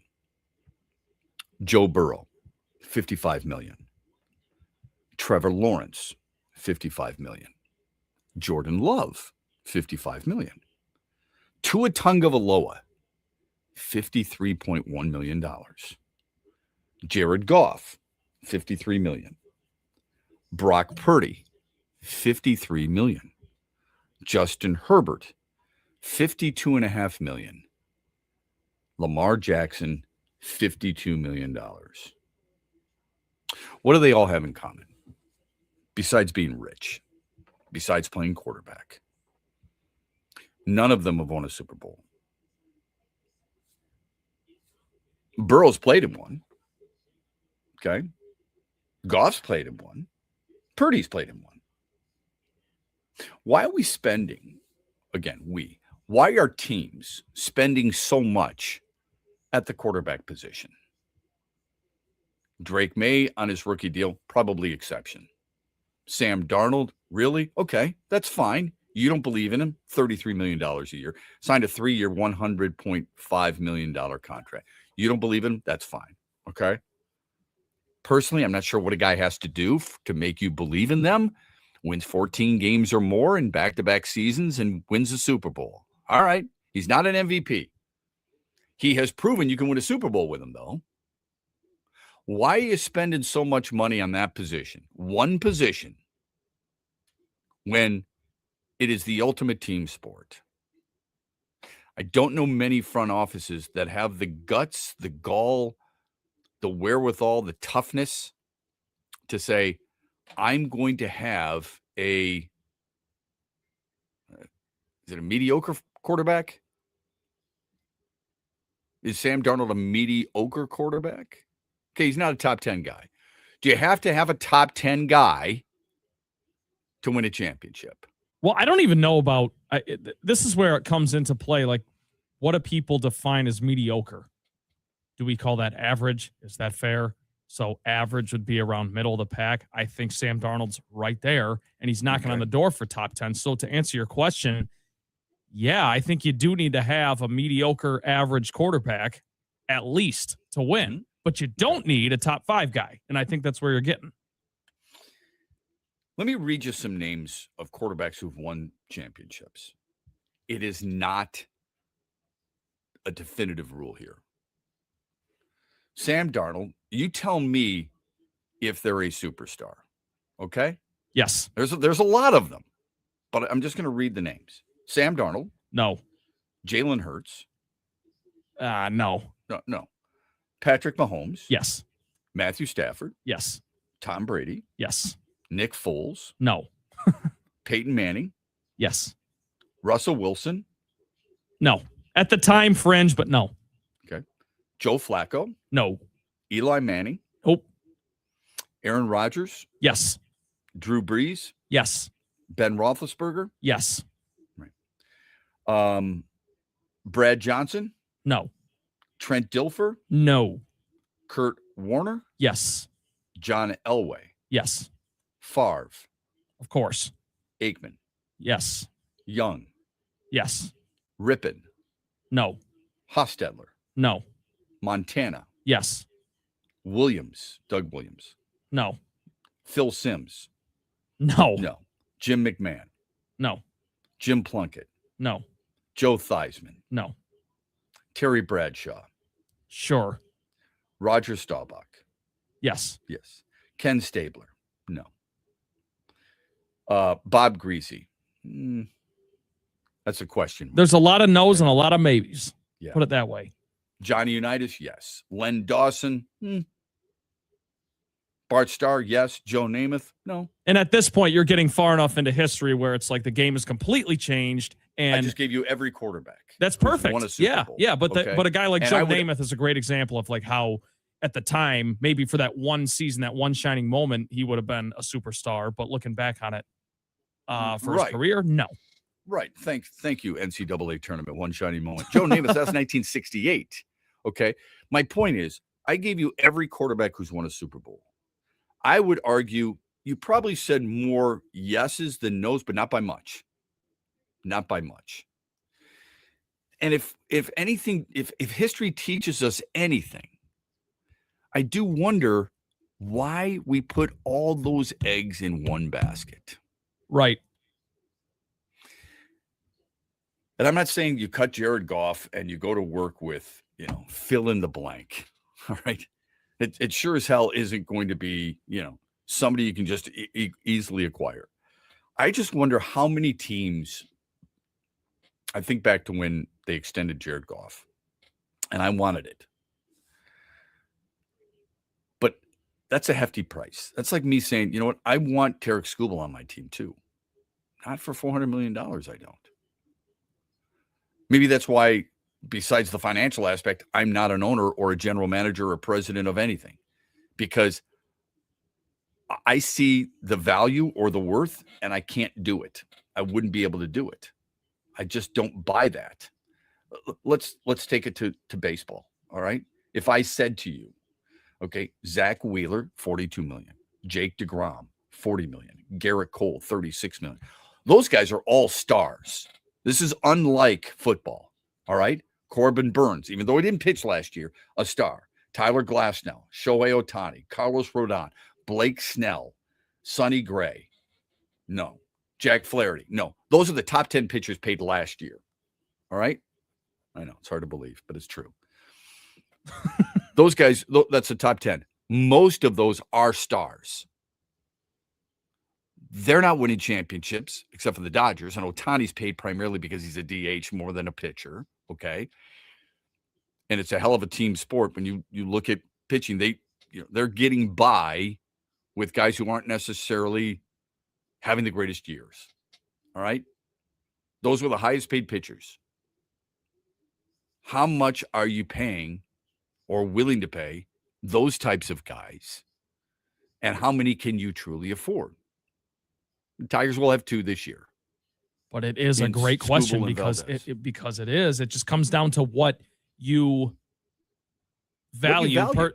Like, do you think that having 2 guys, 2 aces, essentially, in Valdez and Skubal, do you think that paying 2 of those guys for twice a series is worth what you're going to have to pay them, what the market's going to demand? Right. And certain Tigers fans will agree with you. Yeah, Dodgers are the exception to the rule. When you've got Snell and Glasnow and Ohtani, I mean, 3 of the top 10 paid pitchers. Yeah, I got nothing to worry about, right? Right. I mean, who's going to compete with that? They're unique. They're a unicorn, for crying out loud. But when you've got this and knowing that those guys are winning championships, Sonny Gray, they weren't going to win a championship with him. Carlos Rodon, he was disappointment for the Yankees. Corbin Burns, a disappointment because he hasn't won he doesn't have a ring. Cole doesn't have a ring. Wheeler doesn't have a ring, and I like Zach Wheeler, okay? It's not that I don't want these guys. It's not that I don't think they're good at what they do. It's just the money associated with them compared to where you could be spending the money to improve your team on an everyday basis. The idea that dumping a ton of money into pitching wins you a World Series. One guy. Yeah, or into one guy, right. Yeah, there's a difference. If you're dumping a ton of money into pitching and it's covering 3 or 4 guys, that's one thing, yes. Thumbs up. Yeah. But if you're talking about using a budget, we all have a budget, right? You have a weekly budget. How much can I spend? There's only so much I can really go out to dinner with, honey. Sorry. Oh, you had a great deal at the store yesterday? You just blew the budget, right? There's only so much you can do. So everybody's got a budget outside the Dodgers and perhaps the Blue Jays this year. Everyone's got that budget. You're saying to yourself, how much am I going to allocate for a guy who's playing 30% of the games, not even 30% of the games, to the guy who's playing every single day? And it's the same thing in football. Yes. I like Jared Goff. I want him to quarterback the Detroit Lions. But when you're spending $53 million on that guy and you understand who he is, he's a on-the-spot quarterback. He's not rolling the pocket. Your offensive coordinator, Drew Pensing's going into this offseason going, I could do this with Kyler Murray if I wanted to. Supposedly, they didn't see eye to eye in this regard. How about rolling the pocket? I love it, especially inside the 10, inside the green zone. I love that. If I've got a mobile quarterback, if I got Drake May, if I got Josh Allen, I got Lamar Jackson, I am taking him and giving him a chance to roll so he either can run it or throw it. The defense has got to make a decision on this guy. That is not Jared Goff. You and I both know that. If the Lions are passing inside the 10-yard line, he is doing it from the pocket. Knowing that, why would you spend $53 million on him, but then go the cheap route on the guys who are supposed to allow him to play to his strengths? Which is up That's front. my frustration. Which is up front, and then, of course, marginally on the outside, of course, too. But it's all up front. And you saw that this season, to your point, Shep. All up front. If you needed any proof that, even the most accurate pinpoint passer, on-point passer, like you said, Jared Goff, he needs protection. He needs to stay upright. And you know what, Shep? I love that you and I talk about this all the time because most quarterbacks do. There's like 3 or 4 dudes. There's a handful of dudes that can run around and make something happen out of nothing. But you cannot bank on finding that guy. You've got to get it set up front. You have to. Every quarterback needs those guys up front. This is not unique to Jared Goff. What's unique is that while you might be able to hide is probably unfair, but when you've got 13 personnel and you've got, which is 1 running back and 3 tight ends, those tight ends can help you with your quarterbacks. And oftentimes off the edge, unless you're bringing them in motion and you want to plug a B or a C gap, but on the edge to allow your quarterback to get outside. Then perhaps once they've done their job, they release and he gives you another option. With Detroit, you had a guy who is less than at center. You had a rookie right guard, and for all intents and purposes, or a rookie right guard as well.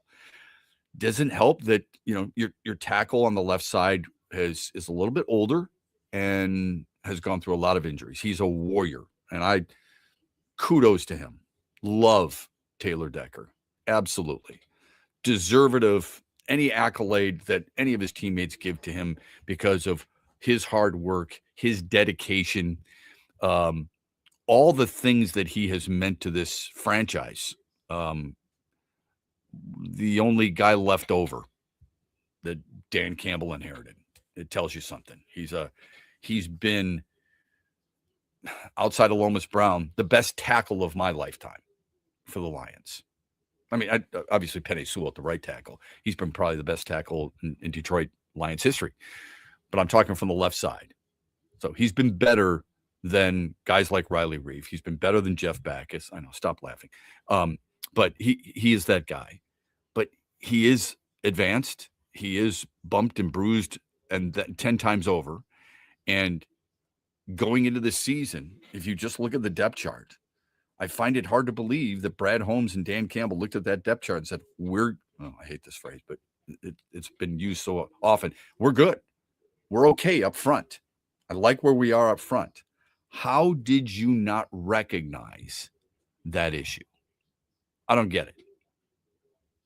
I don't get it at all. Everyone talks about we need the opposite defensive end of Aiden Hutchinson.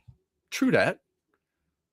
I can't believe how many people have overlooked the fact that collectively what they chose to do with the offensive line and how bad of a decision that truly was. I can't believe you just said true that. That caught me off guard. Yeah, true that. Yeah. I can pull it every once in a while. So that's the whole thing. And speaking of that, speaking of quarterbacks, all right, so those are some of the things we learned. Speaking of quarterbacks, I saw this on social media just the other day, and it's somebody ranking the NFC quarterbacks. And I thought, okay, 16 Qs. Where would Jared Goff be? Like, I just went over how much these quarterbacks are making. Who's the best quarterback in the NFC? Matthew Stafford. Yeah, it's hard to go against Matthew Stafford. He just won the MVP for crying out Right. loud. Okay.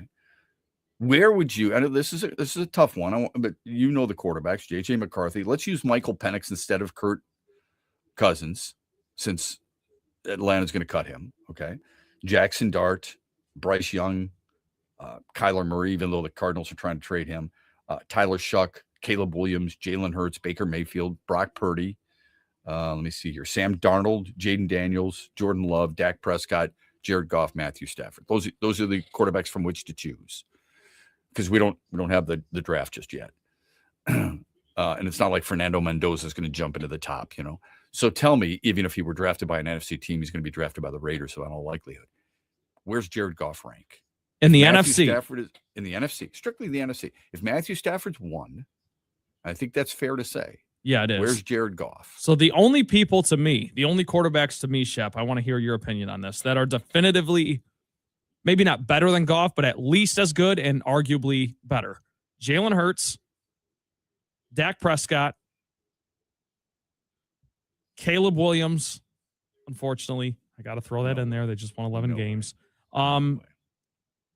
NFC South, I mean, you could go Baker Mayfield, but I don't know, not given how that season just went. So the list gets short for me. It does. It gets short for me too. I don't think there's a lot of choices, quite honestly. Like, I think it's easy to say that Goff is a top 5 quarterback in the NFC. I think you can easily put that down. I don't think there's any question about that. I don't think there's any question. Name me the 4 guys who would be ahead of him. Like you said, Jalen Hurts, and I think Jalen Hurts does a good job throwing downfield. It reminds me of the Division 8 football state championships. You get there based on running and defense and so on. But then when you're down, can you throw the football? No, because we run a full house backfield. And that's why, to be clear, Shep, I'm just thinking of guys that you could make the argument for, but even that list is short. I think there's only 2 guys you can make the argument for outside of Matthew Stafford. Jaden Daniels, and it's a really small sample size, and Dak Prescott. And I know how you feel about Dak Prescott. I don't blame you. No, but I listed him as well because I think you can't deny that you could make the argument he's better than Goff. Yeah. So looking at this, and I was looking at a Twitter post about this. The NFC quarterback rankings. Matthew Stafford 1, Jared Goff 2. Love it. Dak Prescott 3, Jordan Love 4, Jaden Daniels 5, Sam Darnold 6. Then Brock Purdy, then Baker Mayfield, then Jalen Hurts, then Caleb Williams. The rest really don't matter. Jalen Hurts at 9, I think, is ridiculous. Jordan Love at 4 is equally ridiculous. Yeah, they gotta regress to the mean a little bit with that one. Yeah, that's absolutely stupid. Just flat out stupid. Phone number on the Meyer hotline is 866-838-4843. You can text us, Sports Radio 21,000. The big story, of course, in Detroit is what took place in Charlotte last night. When we come back, Joey Ellis, who writes for the Queen City News, covers the Hornets there. He's an MSU grad, by the way. He's going to join us to talk about the Charlotte side, the Charlotte point of view, where 4 players and 1 coach were ejected. How does he view it? And is there any bias here for Miles Bridges, considering he was a Spartan too? We'll get to that with Joey Ellis when we come back on X's and Bros, brought to you this hour by our friends at Meyer on a Tullymore Tuesday. It's time to go on the court with Tim Stout. DraftKings Sportsbook is an official sports betting partner of the NFL. Download the DraftKings Sportsbook app today and use code HUGE for a special offer when you sign up. That's code HUGE only at DraftKings Sportsbook. Michigan State basketball coach Tom Izzo said, "I'm taking advantage of only having 1 game this week. That's not till Friday at Wisconsin." So the Spartan coach gave his staff and players the day off on Sunday after a hard-fought, wild Saturday night comeback win over then 5th-ranked Illinois. Michigan State's players now at this time of the year hoping not to get too exhausted and burned out with some key games coming up. 7 games total, 3 home, 4 away. And the Badgers are a dangerous team at home where Michigan State will go back to work this week to get ready to play that game. The Spartans needing a victory on the road in Madison, of course, to stay in the hunt for the Big Ten title, which Michigan State won by 3 games a year ago.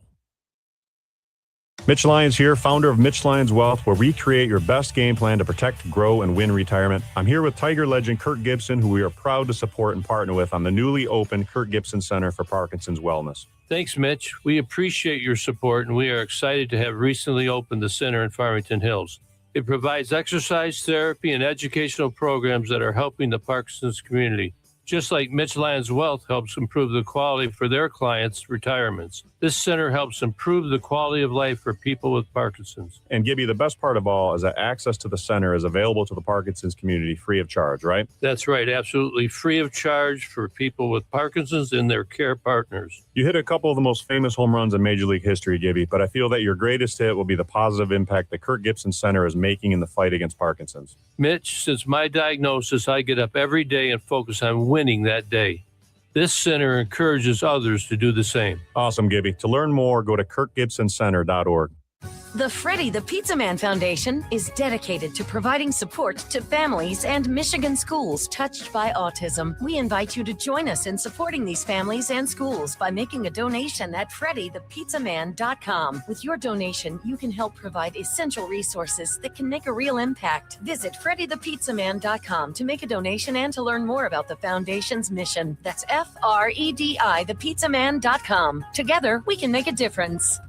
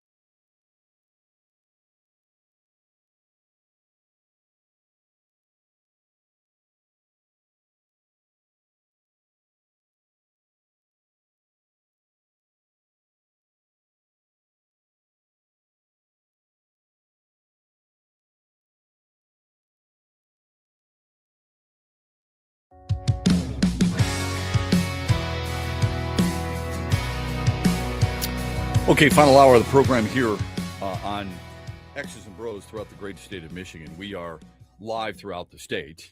We are also streaming live on X, on YouTube, and on Facebook. We appreciate the time very much on a very quick turnaround because last night was an exhilarating but also an emotional and physical game. Joey Ellis covers the Hornets pre and post game, and he joins us here on X's and Bros, and we appreciate the time. Joey, hope you're well on this Tullymore Tuesday. Last night was a pretty emotional game overall. I hope people aren't focused as much on the ejections and the fighting as the good quality of basketball game that was actually played. What's the mood, do you think, in Charlotte today over the Hornets and Pistons from last night?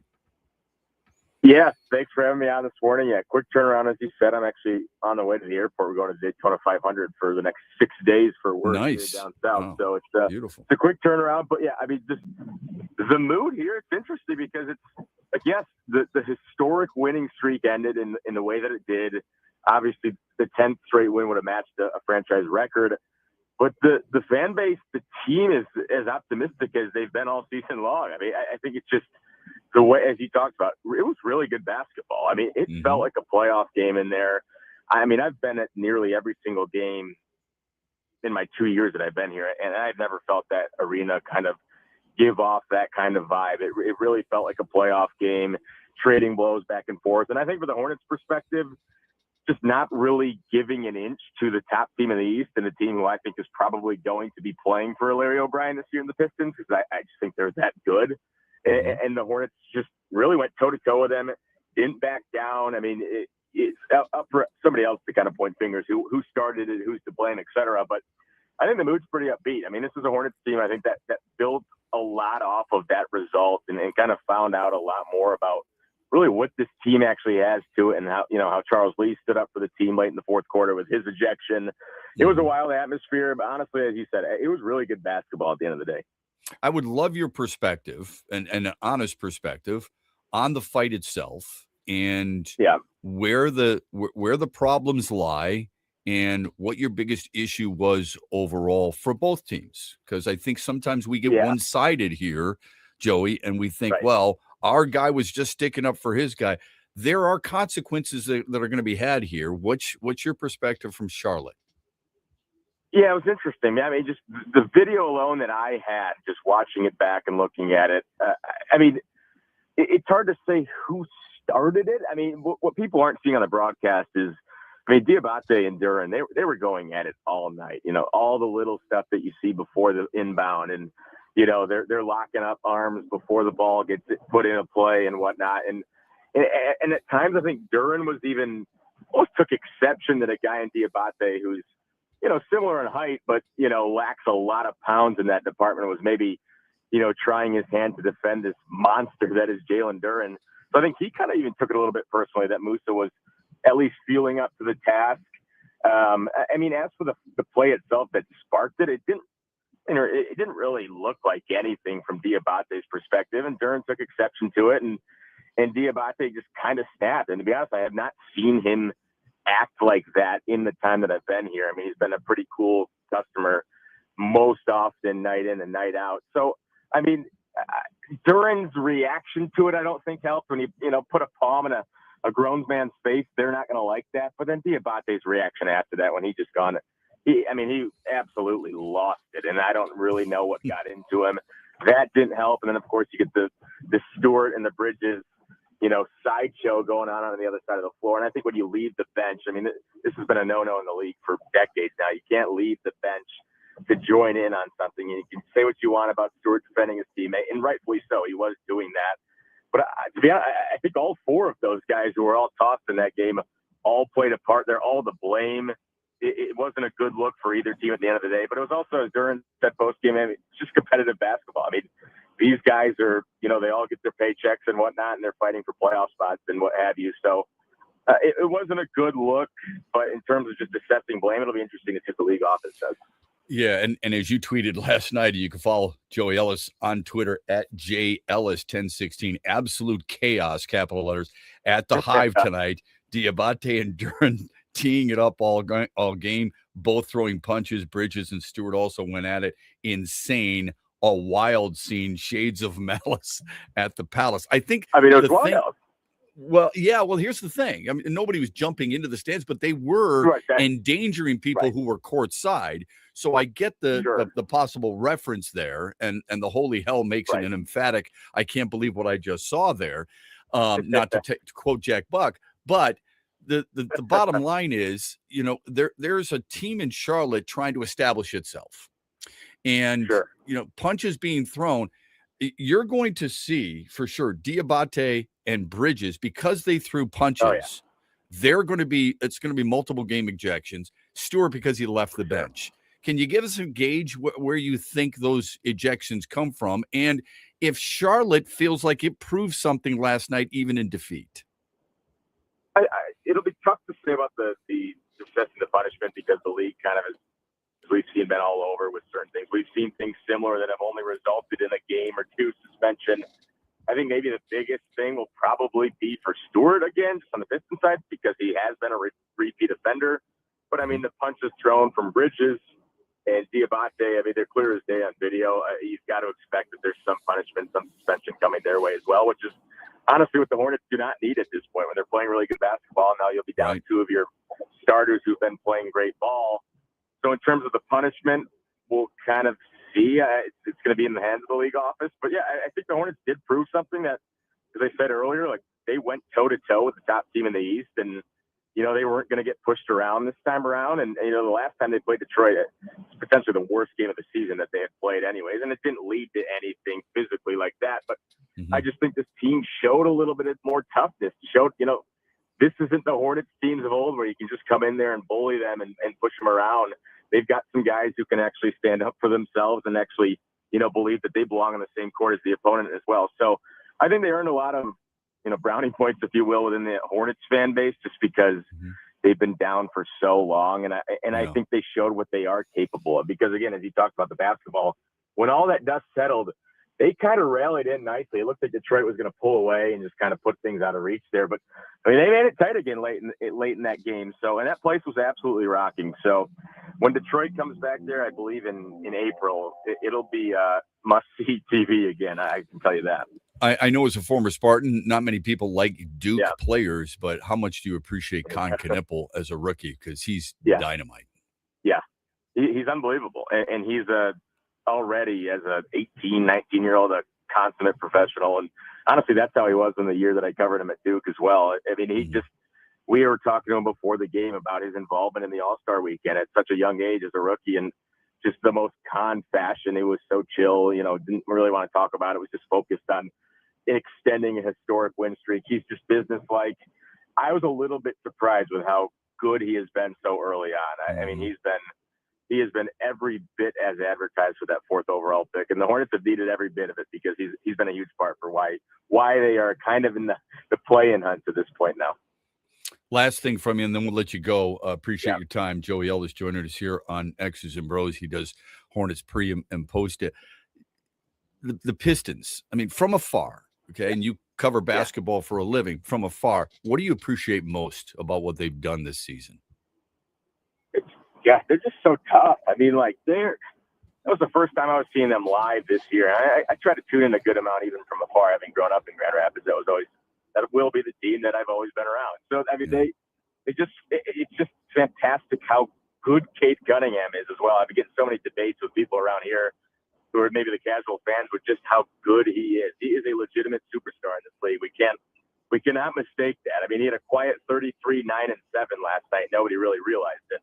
But just how efficient he is, and just how well built this roster is. And I'm happy for JB Bickerstaff as well. Kind of gets cast off as well in previous stops, and he's been pushing all the right buttons. And again, the roster construction. I mean, Jalen Duren's a legitimate problem, and all the accessory guys around him. Duncan Robinson has a home there. It's a really good team. They're so physical.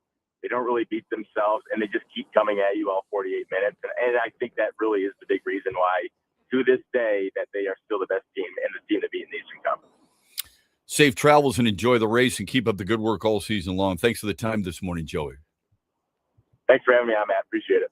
You bet. That's Joey Ellis from Charlotte, covers the Hornets pre and post. Very busy guy. Should be very proud of him being from the state of Michigan and Grand Rapids and an MSU Spartan. More on the other side here on X's and Bros, brought to you this hour by our friends at Soaring Eagle Casino and Resort. Huge here for the Michigan High School Athletic Association. You can stay up to date on the latest from Lansing 24/7 at MHSAA.com, at MHSAA on Twitter, and MHSAA on Facebook. The latest news, press releases, and stories connected to every high school in the state of Michigan, available for you 24/7 from the Michigan High School Athletic Association. Log on to MHSAA.com, at MHSAA on Twitter, and MHSAA on Facebook. And if you're looking for archive, boys and girls, high school sports, MHSAA.TV. That's MHSAA.TV. 24/7, everything you need to know about high school sports in Michigan. Log on to MHSAA.com. Farrah's Coffee has been family owned and operated for over 100 years. Its popular Den Blend and Dark Roast is more than coffee and more than the official coffee of the Detroit Lions. It's a call to rise. Farrah's Coffee and the Lions are the perfect match. They embrace those who show up early, cheer loud, and never back down. Den Blend is perfectly roasted in Grand Rapids and provides the ultimate fuel for fans who wake up and roar. Whether you're tailgating at the game or cheering from your couch, Den Blend is your go-to coffee for your game day ritual. You are listening to X's and Bros with Matt Shepard on the Michigan Sports Network, but you don't need to be in Michigan to tune us in. Search XB Mornings on X or X's and Bros on YouTube.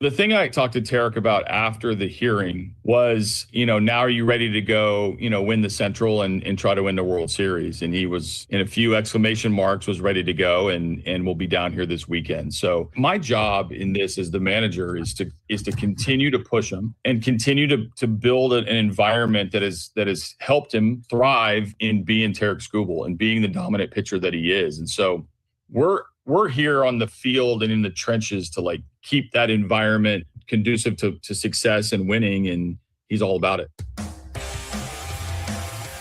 AJ Hinch on a podcast, Major League Baseball, earlier this week after the Tarek Skubal decision in arbitration. I do think there's a lot of people who feel like there's bad blood there. And I suppose that's because of what has happened in the past in arbitration cases, where if you have to go in and you have to battle somebody, you have to say, hey, this is what this guy cannot do. This is what this guy can do. And from all reporting, it wasn't necessarily like that. Okay. So that's a positive. I don't know. I think the Tigers will be they won't be the favorite, but they will be one of those teams who will challenge for the World Series. They might be one of those chic picks. I'm going to take the Tigers out of the American League. I'm going to take the Dodgers out of the National League with the Dodgers winning in 5, whatever. Okay. Only because you've got a lot of teams in the American League that are, well, let's face it. When a team does something later than everybody else, that's where the attention goes. You're not looking all the buildup of what Toronto did prior to the Skubal decision and the signing of Valdez. You're thinking about recently. So the Tigers are one of those teams, right? There's a lot of reasons to get excited, I think, about certain teams in baseball. All right. Jays are coming off, for example, their best season since 1993, and they are loaded. Okay. They don't need a lot of help getting excited. People in Washington, they'll get excited over Dylan Cruz and James Wood and C.J. Abrams and things of that nature, okay? With the Tigers, the primary reason that you're excited is not necessarily a young guy making another step.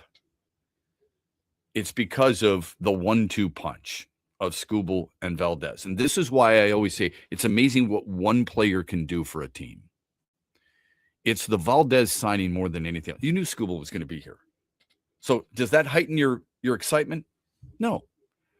The $32 million, you're saying, good for you. Way to stick it to the man, right? Everybody else is basically the same. Kenley Jansen has not moved your needle. The re-signing of Gleyber Torres has not made you go out and buy season tickets. And the return of a guy like Javier Baez or some of the other players doesn't mean you're going to go buy one extra hat that has the old English E on it that you had already had. Okay? The excitement for you prior to the Valdez signing was, when will I see Kevin McGonigal and Max Clark? That's what it was. Valdez changes everything for you because now you have a 1-2 punch that everybody is talking about. Think about this. CBS Sports put this out. Reason for the excitement for the Detroit Tigers: Tarek Skubal and added Framber Valdez. So that rotation could be formidable. Could be. Come on. Of course it is. We know this group has the capability of looking like one of the best teams in baseball for stretches because they were the best team through the first half of last year. They were also, if not the best, one of the best teams the previous season in the second half of that year. All right. Sequence the hot streak better this time around, and they could well win the World Series. In other words, when will they get hot? But the players mentioned are Skubal, and Valdez. So I love what AJ Hinch said there. There's no question. Is that's his job. You've got to. It's great what you've accomplished, back-to-back Cy Youngs. It's great that you accomplished a Triple Crown 2 years ago. It's great that you've been the mainstay of a staff that has helped reach this team into the postseason for 2 straight years and won a series in 2 straight years. 2 years ago was with Houston. Last year was Cleveland. How do you make the next step? Is Valdez enough to do just that? In a short series, you damn right he is. Even in a 7-game set, perfect world. Skubal, Valdez, depending on the days off, let's say Mize, maybe you need a 4th, but then you come back. You get Skubal and Valdez twice in a series, which is as good as just about any team could hope for. I mean, especially considering Valdez's postseason experience. The slight concern that I might have would be how long or how can the bullpen stay afloat? And I suppose this is kind of moot because you could always make a deal at the trade deadline. That's the other part of this whole connection. This team is expected, even without Valdez, it was expected, but this team's expected to be in the quote unquote hunt. Knowing that you're paying $32 million for Skubal, and it's in all likelihood his last year, knowing that you're paying $38 million for Valdez, knowing that you are in the prime years still of many of your young players, and you might have some really good young players coming forward, you're more likely when you're in the hunt to make that deal at the trade deadline that everybody wanted you to make over the last 2 years, but that you did not make. This changes the signing of Framber Valdez, I think, changes everything when it comes to that. If he's as good as we expect him to be, and raising my hand here, this is the guy I wanted them to sign. Would I have signed him for $38.3 million? No. But this is the guy that I wanted. It changes the entire mindset of an organization as you move forward to some of the key dates on your calendar. That's what's going to happen. There's no way this team, barring injuries, there's no way this team isn't in the race at the trade deadline, which means this team will not sit idly by. You don't make these investments by saying, we're good no matter what. We've got Drew Anderson at the back of our rotation. We're fine, right? We're going to expect so much out of a guy who hasn't played above AA. We're good. No, you're going to go out and do what you have to do to get there. That's what leaves me more encouraged than anything else. This is not a situation of the Pistons. Pistons didn't necessarily do the trade deadline. Sorry, Kevin Huerter was barely moving you. I mean, if you were sleeping in bed, you barely rolled over with the Kevin Huerter signing. But because of their core and because of what they've proven so far, and because they have proven they are so much better than the nearest competition. Kevin Huerter wasn't a factor against the Knicks, and you beat him by 38. All right. The depth, the star power of one specific player changes that. Valdez changes that for the Tigers. 866-838-4843. That's the Meijer hotline. We're brought to you this hour by our friends at Soaring Eagle Casino and Resort. We've got the final results from the Daily Wager, the poll question from yesterday, and more when we return. Shop Meijer and bring more good to game day with Buy 5, Save 5 deals on Watch Party fan favorites. Mix and match and save $5 when you buy 5 or more go-to party items, like select varieties of DiGiorno frozen pizzas and Late July tortilla chips. 24 packs of select Pepsi products, plus deposit where applicable, and Brawny paper towels. The Buy 5, Save 5 deals at Meijer. Now that's the good life, a good deal better. Exclusions apply. See all deals in the Meijer app. Huge here for the annual Grand Rapids Griffins Purple Community Game, which is coming up on Friday, March 13th at Van Andel Arena in downtown GR. It's a night dedicated to supporting research into diseases like cancer and Parkinson's at Van Andel Institute. The Griffins will be taking on the Milwaukee Admirals in special purple jerseys, and you'll have a chance to bid on a limited edition purple jersey of your own after the game. It's a night you won't want to miss. Learn more about the Grand Rapids Griffins Purple Community Game at vai.org/events and also at griffinshockey.com. The Freddie the Pizza Man Foundation is dedicated to providing support to families and Michigan schools touched by autism. We invite you to join us in supporting these families and schools by making a donation at freddythepizzaman.com. With your donation, you can help provide essential resources that can make a real impact. Visit freddythepizzaman.com to make a donation and to learn more about the foundation's mission. That's FREDI thepizzaman.com. Together, we can make a difference. Thanks for tuning in to X's and Bros with Matt Shepard, only on the Michigan Sports Network. Huge here for the Michigan High School Athletic Association.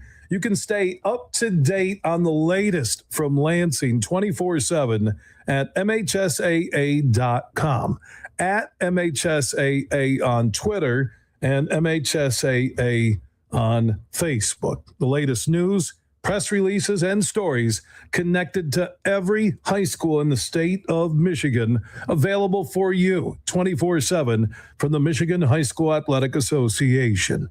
Log on to MHSAA.com, at MHSAA on Twitter, and MHSAA on Facebook. And if you're looking for archive, boys and girls, high school sports, MHSAA.TV. That's MHSAA.TV. 24/7, everything you need to know about high school sports in Michigan. Log on to MHSAA.com.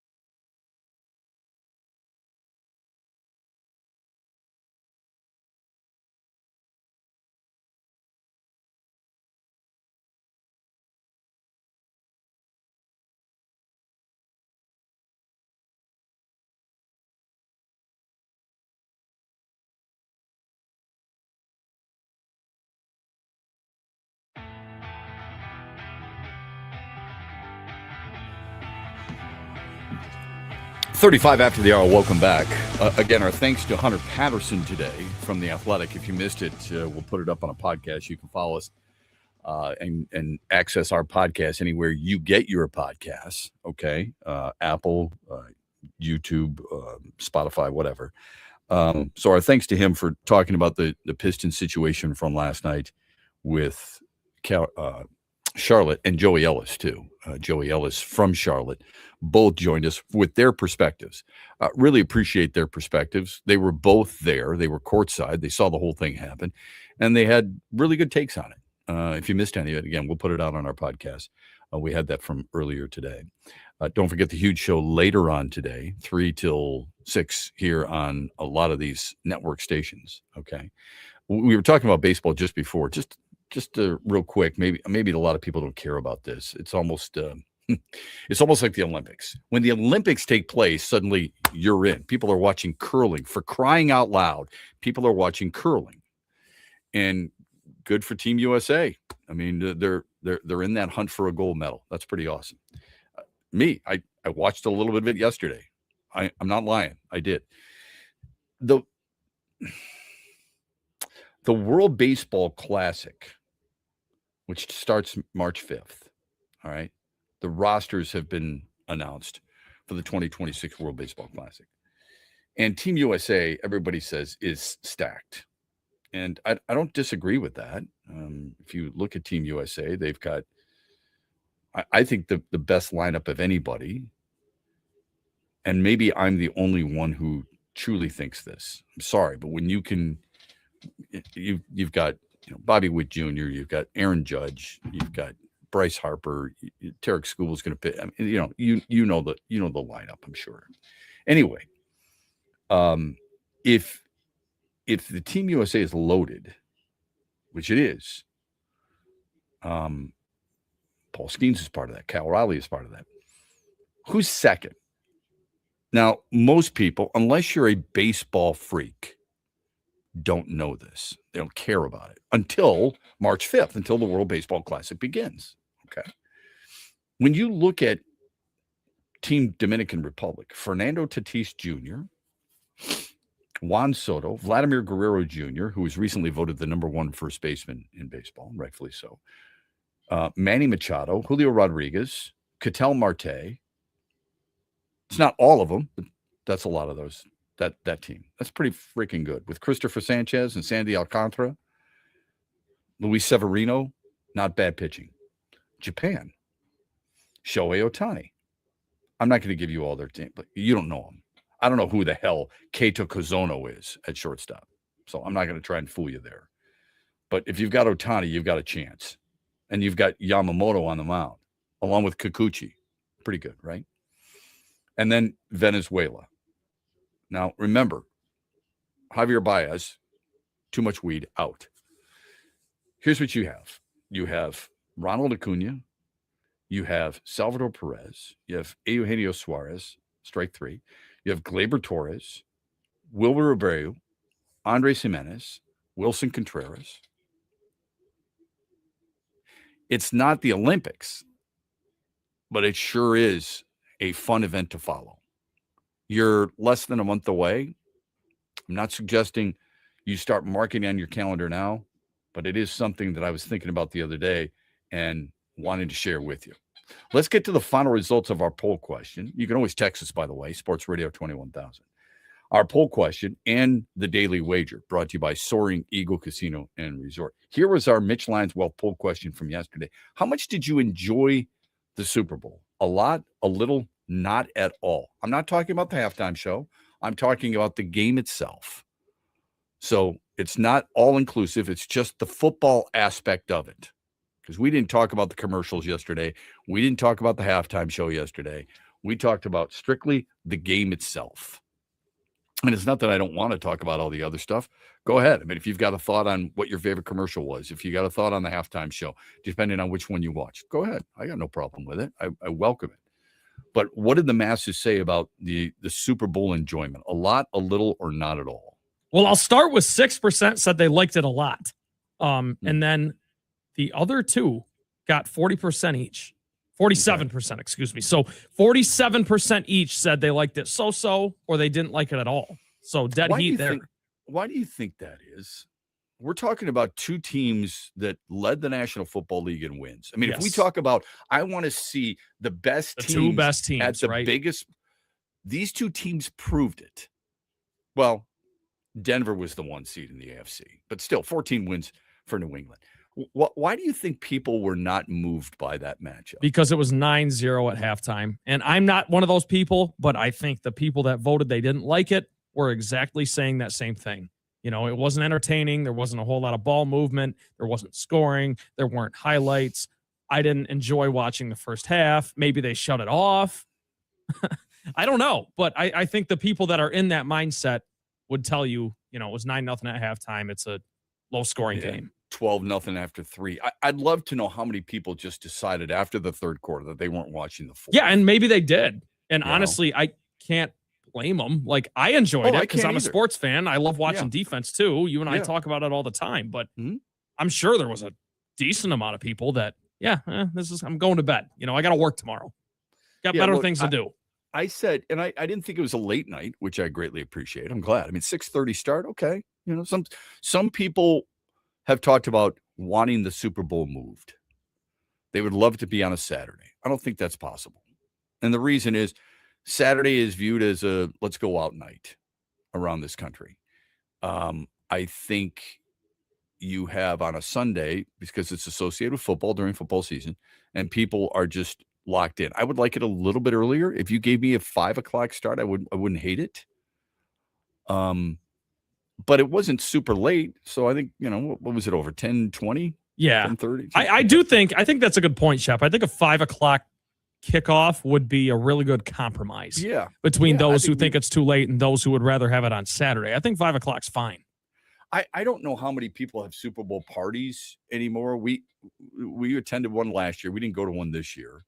Part of that's my fault because I like to have my laptop and I like to follow the game in a different way, right? So when you go over to somebody's house last year, I got my laptop. What are you doing? Well, I do have to work tomorrow. Working. You know? But I do think that if you gave it a 5 o'clock start, it's not so late where people will be like, oh my God, man, I'm hungover, or I know when to stop drinking, or, you know, I'm so full and I got to clean up and all that other stuff. You can still have a decent night in that regard, unless you make Monday some type of Super Bowl holiday, which I'm sure many businesses would not go for that.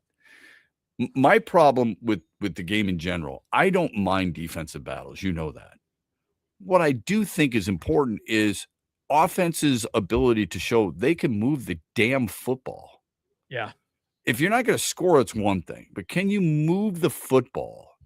And I didn't see that really from either offense. Some of that, I'm sure, has to do with how good the defense is. But why is it Matthew Stafford can throw for 378 yards and no picks? You saw he threw for over 900 yards, 8 touchdowns, no picks against that Rams or against that Seahawks defense this year. In the 3 games they played, and he went 1-2 against them, those were his numbers. And Drake May played like he was in junior high against that defense. And I like Drake May. I'm not saying he won't get there, although I don't think there's any second-year quarterback who's ever taken a team to a Super Bowl who's gotten back to the Super Bowl. But you know what was interesting about it? I know we talked about this a little bit yesterday, and this is just a random thought I had, was as soon as the Patriots started moving the ball, that's when the turnovers came. And I almost feel like they needed to open it up and try to get the big play for Drake May to finally crumble. Mm-hmm. Did it feel like that to you, Shep? Or did you think that was coming the whole time because of how good that Seahawks defense was? Well, I was surprised Mike Vrabel didn't do, it's easy to say, make adjustments. I'm surprised he didn't do a little bit more to get Drake May in a comfort zone. There was a lot of pocket passing. And I always feel like when you've got a young quarterback like that, it helps him to roll the pocket. It helps him to get outside the edge a little bit. Yeah, and the amount of sacks he took speaks to that point. Yeah, 6 sacks. I thought 5 were on the offensive line. 1 was on Drake May. I thought he held it too long. And I'm not saying you do it for every pass, But I would have liked to have seen. I'm surprised that Josh McDaniels, for as many times he's been in that situation in those games, that he and Mike Vrabel were not able to scheme a way to make their quarterback feel a little bit more comfortable and relieve the pressure on his offensive line. You weren't going to do it by running the football against Seattle. No. So how do you do that? I think, this is layman's terms, you get him outside the edge a little bit and you force more pressure on Seattle. You put more guys in motion. You do more stack. You do more groupings. You do more motion and reverse motion to force more of a communication on the defensive side of the ball. I was surprised New England didn't do more of that. It's not that I thought the game was boring by any stretch, but it sure looked like that type of stalemate and an unwillingness to adjust a little bit. And I think some of that from a New England standpoint was like, you know what?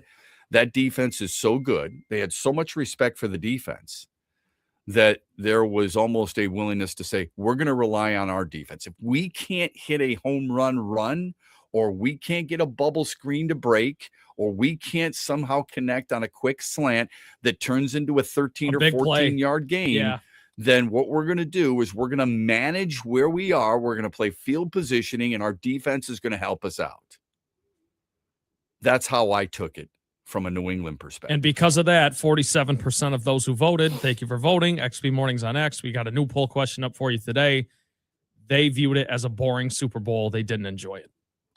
How about the daily wager? It was regarding the Pistons last night. Yeah, it was Pistons -3. So they took it home. Shout out to Paul Reed. I should probably dedicate yesterday's daily wager to Paul Reed because, he came in, stabilized everything as the Pistons' final big on the bench. But, of course, Cade Cunningham, Hunter Patterson talked about it. He's like, Cade's performance kind of flew under the radar because of the narrative of the fights and everything. Cade dropped 33 and almost had a triple-double. He played very well, and I think that was a good win for the Pistons, covering the 3 points. Really good win. I know in the long term, if we have a tendency to forget certain games, all right? There are games that stand out. Oh, look at what we did against the Knicks. What happens against OKC? You will remember, right? It's games like last night that you need to remember too, because that's a team, Charlotte, that is playing really good basketball.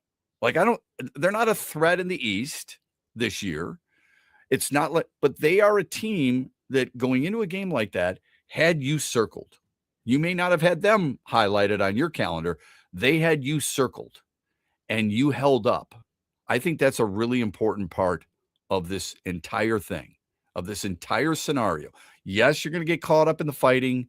I know you want, Jalen Duren's hand on the face of Diabate. You want that put on a T-shirt and say Detroit Grit. I know that's just like Brian Branch flipping off Lambeau Field. They want that on a T-shirt as well. Or throwing a Green Bay helmet, right? Or Kirby Joseph taking out somebody's knees and pointing his finger at Matthew Stafford in the end zone when Stafford says, hey, man, you're a dirty player, all that other stuff. You want that because you want the Isaiah Stewart stuff, right? I get it. But really deep down inside, you're going to look back at that game and you're going to go, that's a hell of a win for them because that team gave it everything they had against you. And that team was playing good basketball. It's not like Charlotte goes into that game and goes, we're rolling over. We can't beat them. Sorry. No. They beat the Rockets during that stretch. They beat the Spurs during that stretch. They beat, I know the Magic aren't that great. They beat the Sixers during that stretch. They were a team that had played some really good basketball against some pretty damn good teams. And also, I do think there's an element of when you get to 8 or 9 in a row, it doesn't really matter who you're playing. It's still very impressive to win that many games in a row and not have a fluky night. So, to your point, Shep, yeah, they did play some good competition, but you also can't minimize the fact, not saying you were, that they won 9 in a row, and the Pistons came in and shut them down. Just out of curiosity, do you follow what happens with the Bulls ever since the trade? Have you followed? Not closely. Jaden Ivey? Okay. Not closely. I did see a bad highlight play. He had 13. Well, yeah, I did. I saw that. The turnover. Yeah. But he did have 13 points last night. Jaden Ivey did. It was another loss. Do you know how many minutes he played? Brooklyn. Does it say? Okay. 24. Okay, so good for him. I mean, he was getting 18 minutes a game in Detroit. So I'm sure if he's getting at least 24 minutes in Chicago. Well, here's what he's a little bit games. happier. He's played 3 games. They've lost all 3. But he's played 3 games. He's played 33, 30, and 24 minutes. Which immediately you and I go, well, good for him. Here's the bad thing. In 33 minutes, he scored 13 points. That's not very good. In 30 minutes, he scored 10 points. That's not very good. And in 24 minutes last night, he scored 13 points, which is okay. All right. So yet to find his groove, but at least he's on the floor. And I think that's what a lot of Pistons fans thought when that trade was made. You know, hopefully he gets a fresh start there and whatever. So it seems like he is in the favorable view of, Chicago's coach and their rotation and all that. So it seems like they're going to give him a shot. They're going to give him a shot. Yeah, and that's all you can ask for, right? For him. Prove. Yeah, we'll see what happens with that. All right, let's get to the daily wager tonight. What do you got? Yeah, so Arkansas men's basketball is going to LSU. They are 5.5-point favorites. LSU 2-8 in the conference. Arkansas 7-3 in the SEC. I will take John Calipari's Arkansas Razorbacks, 21st in the nation right now. They are 5.5-point favorites tonight. I think they get it done. LSU's not bad. They just play in a really good SEC conference. So give me the Razorbacks to cover 5.5 tonight. None of our teams are in action. Got to go with the SEC basketball. Did you notice last night that Rick Pitino beat his son yet again? Yes, I did. I watched the first half of that one. In overtime. Did you really? Good for you. Yeah, I did before flipping on the Pistons, and I almost missed the fight, actually. So it timed out pretty well. That tells me you'll watch the second half of an NBA game since the first half doesn't matter much to you. Not entirely, but I'm just as much a college basketball fan as I am an NBA fan. In case people were wondering, KU upset Arizona 82-78. First loss of the year for the Arizona Wildcats. So things are going to change next week for the college basketball polling. One would guess, unless Michigan gets upset. Hope you weren't upset all morning long. Hope you enjoyed it. Hunter Patterson, we want to thank him. Joey Ellis, we appreciate his perspective from Charlotte's perspective. We'll be back with you tomorrow morning, 6 o'clock here on X.